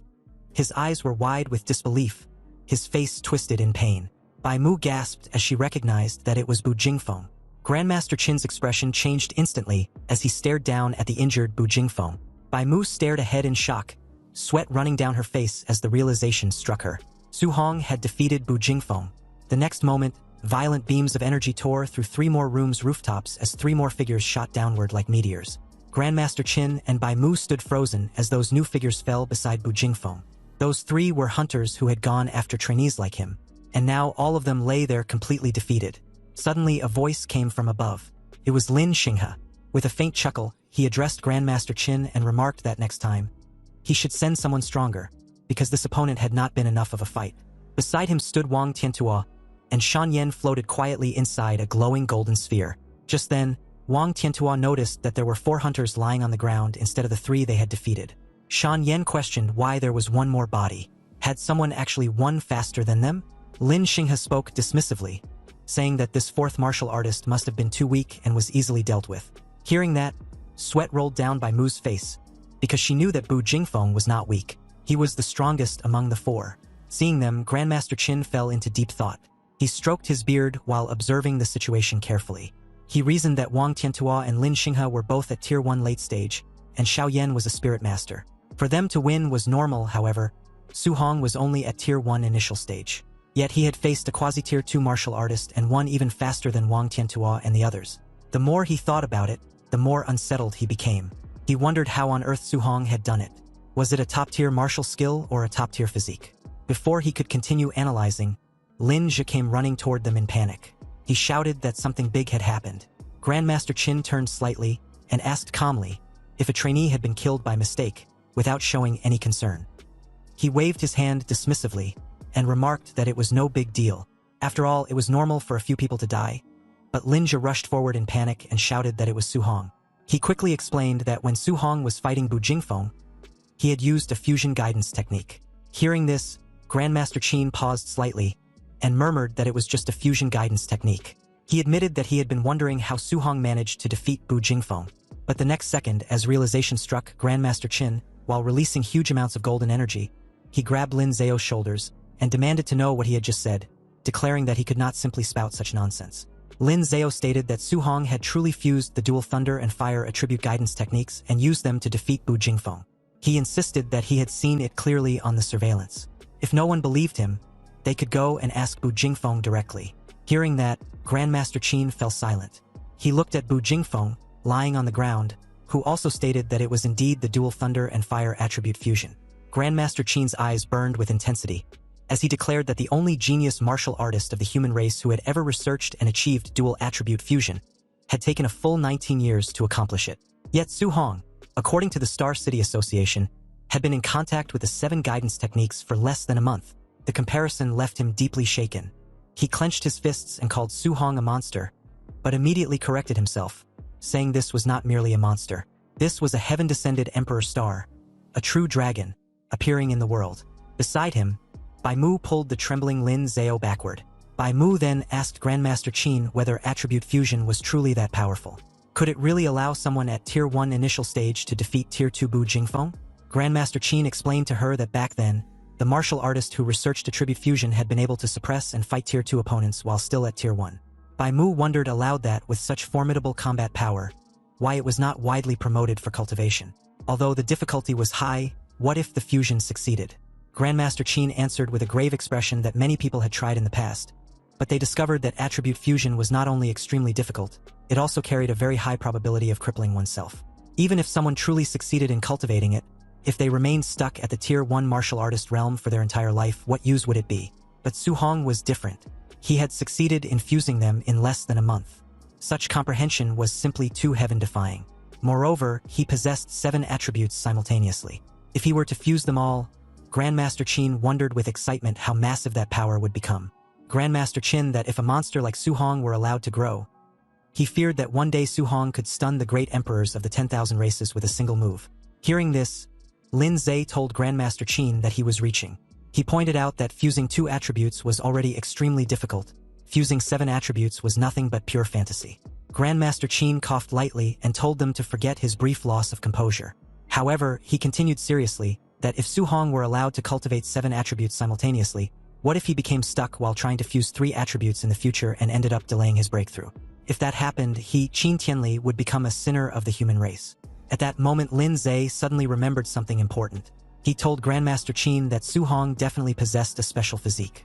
His raw strength had even crushed Bu Jingfeng. Grandmaster Qin's expression changed instantly, and he demanded to know why such an important matter had not been mentioned earlier. They analyzed the situation carefully. Bai Mu said that Su Hong only had 120 points of vitality, yet he had crushed Bu Jingfeng, who possessed nearly 500 vitality. Lin Zhe said that the vitality difference was almost 4 times. Such strength amplification even surpassed Wang Tinchuo's barbarian god body. Grandmaster Qin concluded that Su Hong's physique might also be a heaven-defying existence. After a moment of thought, he made a decision. They would organize a martial arts competition the next day. He wanted to comprehensively test Su Hong's combat power and vitality value. He ordered that Wang Tinchuo's group of 3 be brought out to spar with Su Hong. With a serious expression, he stated that he wanted to see what kind of scene would unfold when a monster like Su Hong faced the strongest geniuses of the training camp. Su Hong sat calmly in the ruined room, meditating amidst the debris. He remained undisturbed by the people gathered outside, focused entirely on his progression. Eager to advance, he opened his system and poured all his martial value into his spirit stat. A radiant blue aura enveloped him as he finally became a spirit master. He closed his eyes, enjoying the sensation of his newly awakened power. Testing his abilities, he conjured a glowing phantom fist. The telekinetic control felt a bit strange, like suddenly growing a third arm. Breathing slightly, he checked his interface and confirmed his spirit stat had crossed the 100% threshold. To test his power in the real world, he focused on his bed and effortlessly levitated it with a mere thought. Thrilled, Su Hong floated off the ground alongside his spear, celebrating that he could now walk on air and use telekinetic attacks like Xiaonan. With his new status, he firmly resolved to copy Xiaonan's A-rank spirit martial art and Wang Tiantuo's offensive technique. The next morning, an urgent announcement ordered everyone to gather within 1 minute, threatening point deductions for anyone who was late. Trainees rushed downstairs in a panic. They loudly complained that the camp schedule was outrageous after enduring the entry assessment, heavy training, and a brutal night raid all in one day. The trainees formed a large crowd in the courtyard. Su Hong arrived casually, stretching his arms and looking completely unfazed by the previous night's events. Instructor Lin Zhe stood before them, glad that no one was late to the sudden assembly. With a cheerful smile, he admitted he expected many to be too beaten up to stand, praising their resilience. The rugged student complained that he only lost because of a dirty sneak attack. He argued he wasn't even given time to put on his underwear, and the attacker aimed for his crotch. Lin Zhe sarcastically asked if a real alien assassin would wait for him to get dressed before an ambush. His friend laughed and teased the rugged guy, calling him bro underpants. Observing from the crowd, Su Hong agreed with the instructor's logic about real combat, though he understood why everyone was exhausted. Sensing their dissatisfaction, Lin Zhe announced a comprehensive test to give everyone a fair chance to prove themselves. He explained that an automated system would evaluate their vitality, combat power, spirit, strength, speed, and martial skills. As the top 3 elites, Wang Tiantuo, Xiao Nan, and Lin Xinghe, listened confidently, Lin Zhe added that a combat ranking would follow. The top 10 students would earn daily contribution points based on their placement. The trainees buzzed with excitement. Knowing the top 3 spots would go to the elites, they resolved to fight fiercely for the remaining 7 positions. Intrigued, Su Hong smiled, wondering what the grand prize for first place might be. Lin Zhe quieted the noisy crowd and led them to the testing facility. They arrived at a massive warehouse. Inside, Lin Zhe stood on a stage beside a mechanical spider-like device called a Tier 2 combat power tester. As the crowd settled, Grandmaster Qin Tianli intensely scanned the students. He noted that his target was blending in perfectly. A bandaged trainee next to Su Hong assumed the Grandmaster was admiring his potential. Su Hong glanced at him and bluntly told him he was wrong. Feeling the weight of the Grandmaster's stare, Su Hong sweated nervously, well aware he was the actual target. Grandmaster Qin Tianli addressed the trainees. He announced a new grand prize. Whoever ranked first overall could choose an A-rank martial art or movement technique. The crowd erupted in excitement. Realizing the top 3 elites would now go all out, the trainees eagerly debated who would win. Wang Tiantuo's expression turned serious. He knew A-rank martial arts were incredibly rare, as even his powerful family only possessed a few. The Grand smiled confidently, thrilled by the prospect of securing such a high-level skill. Lin Xinghe hid his face behind his fan, eyes sharp with ambition. Winning an A-rank technique would prove his family wrong about his focus on speed. Su Hong's eyes glowed with fierce determination. Tempted by another A-rank technique, he resolved to go all out and claim the prize. Observing the crowd, Qin Tianli narrowed his eyes. His true motive for the test was to finally see Su Hong's absolute limits and true strength. Setting his plan in motion, the Grand Master announced the testing order. Lin Xinghe followed by Xiao Nan, and then Wang Tiantuo. The trainees whispered nervously, intimidated by the explosive starting lineup. They wondered who would be unfortunate enough to test forth and face that immense pressure. The Grand Master calmly announced the 4th participant, Su Hong. The trainees stared in shock, but Su Hong remained calm, confirming his suspicions that he was being targeted. His former schoolmates, Chan Shan and Li Tu, looked at him with pity. Remembering Su Hong finished last in the entry assessment, they wondered if he had somehow offended the Grand Master. Others gossiped, concluding the Grandmaster purposely placed the weakest student after the top 3 to create a humiliating contrast and motivate poor performers. Ignoring the whispers, Qin Tianli instructed them to test raw physical combat power first, then martial skills. Lin Xingyi stepped up, casually noting raw strength wasn't his strong suit. Lin Xingyi lunged forward and delivered a heavy punch to the machine. The screen flashed brightly, displaying a score of 40-13. The crowd was dumbfounded, marveling that a punch over 4,000 was incredibly high for someone claiming it as a weakness. Another trainee pointed out that compared to his terrifying A-rank speed, strength was technically his lesser attribute. Watching calmly, Su Hong realized Lin Xingyi's physical foundation had to be strong to support an A-rank movement technique. Su Hong prepared his system, eager to copy the martial art Lin Xingyi would use next. Lin Xingyi gathered a vortex of green wind energy around his fist. Unleashing the cloud-hiding gale fist, he struck the machine with a concentrated blast. The tester trembled, and its display updated to a much higher score of 56-42. The crowd gasped. A score over 5,600 reached the standard of a Tier 2 martial artist. They marveled at the terrifying power of his B-rank technique. Su Hong successfully copied the wind attribute cloud-hiding gale fist. As green energy swirled around his hand, he analyzed the numbers. The B-rank art only boosted Lin Xingyi's base score by 1,600 points, which Su Hong found underwhelming. Lin Xingyi stepped down smugly. Xiaonan scoffed at his display, calling his results average. Unbothered, Lin Xingyi challenged her to do better. Xiaonan registered a base combat power of 32-53. Trainees agreed it was normal for a spirit master's physical body to be weaker, knowing her true strength lay in telekinesis. For the martial skill phase, Xiaonan's eyes glowed. Using her telekinesis, she manifested a massive golden hammer and brought it crashing down onto the machine. Su Hong's system instantly copied the ability, acquiring the spirit attribute weapon condensation art. Thrilled by the effortless acquisition, he praised the training camp as a treasure trove.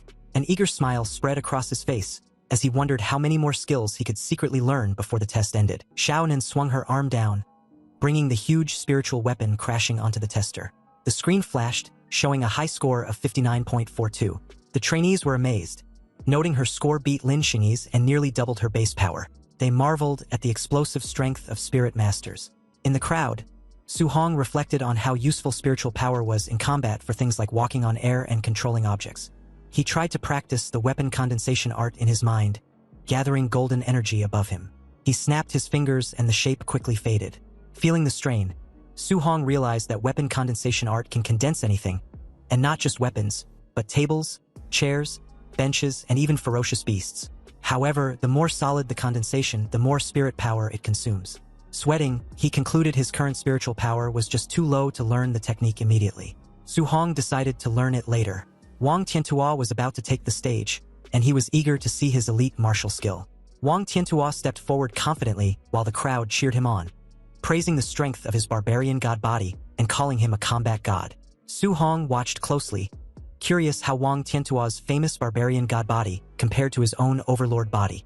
Warning the crowd to watch closely because his punch represent the gap between him and the rest, Wang Tiantuo threw a pure physical punch at the machine, creating a massive shock wave on impact. The trainees were in shock.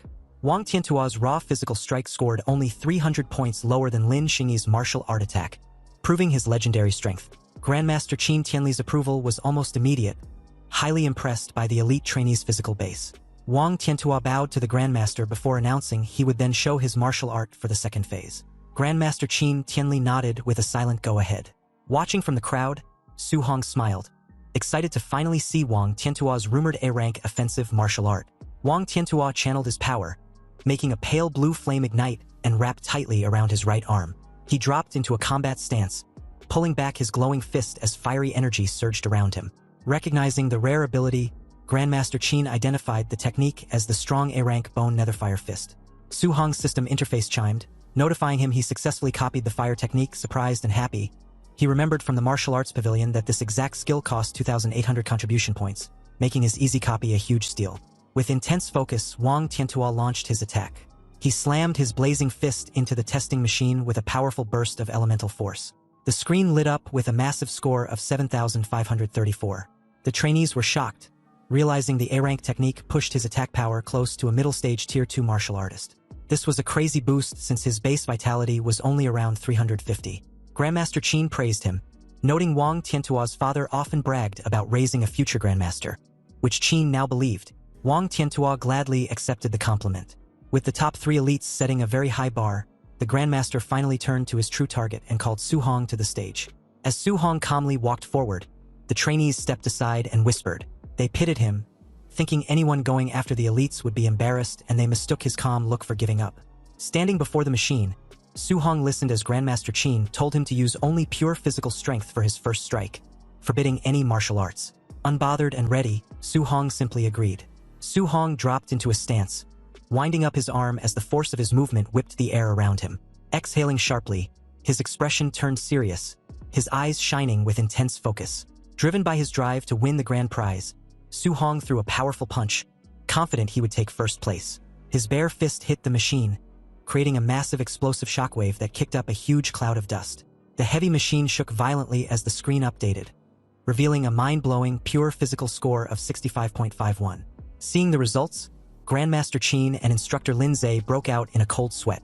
The Grandmaster was completely shocked, admitting to himself he still underestimated the young man's crazy base strength. The entire crowd of trainees fell into a stunned silence, their eyes wide and jaws dropped in shock. Chaos quickly erupted as the trainees screamed in disbelief, wondering if the machine was broken. They were confused how the student who placed dead last in the entry assessment was now putting out numbers that shattered their belief that Wang Tiantua was the camp's king.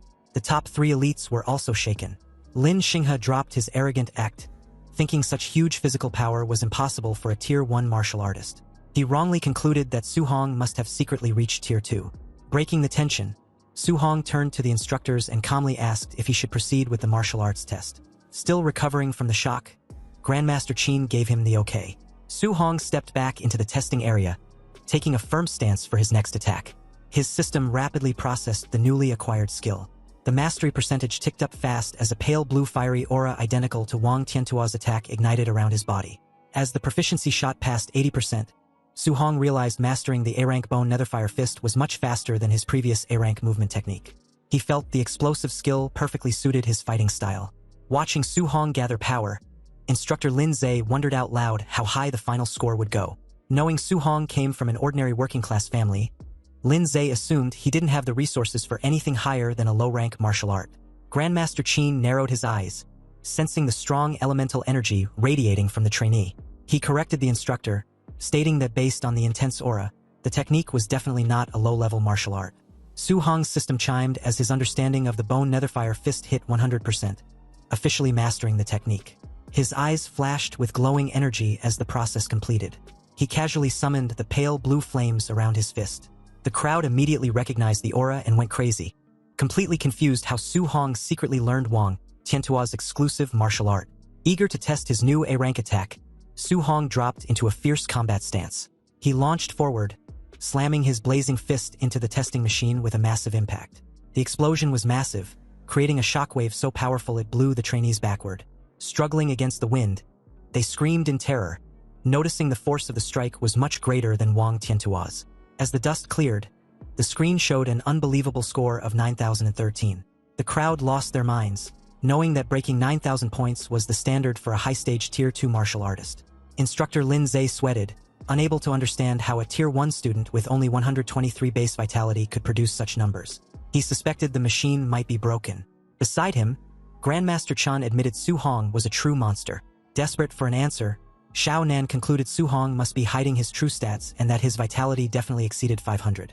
Hearing this, a stressed Wang Tiantua comforted himself, thinking losing to a secretly high-level expert wasn't shameful since his own vitality hadn't reached 400 yet.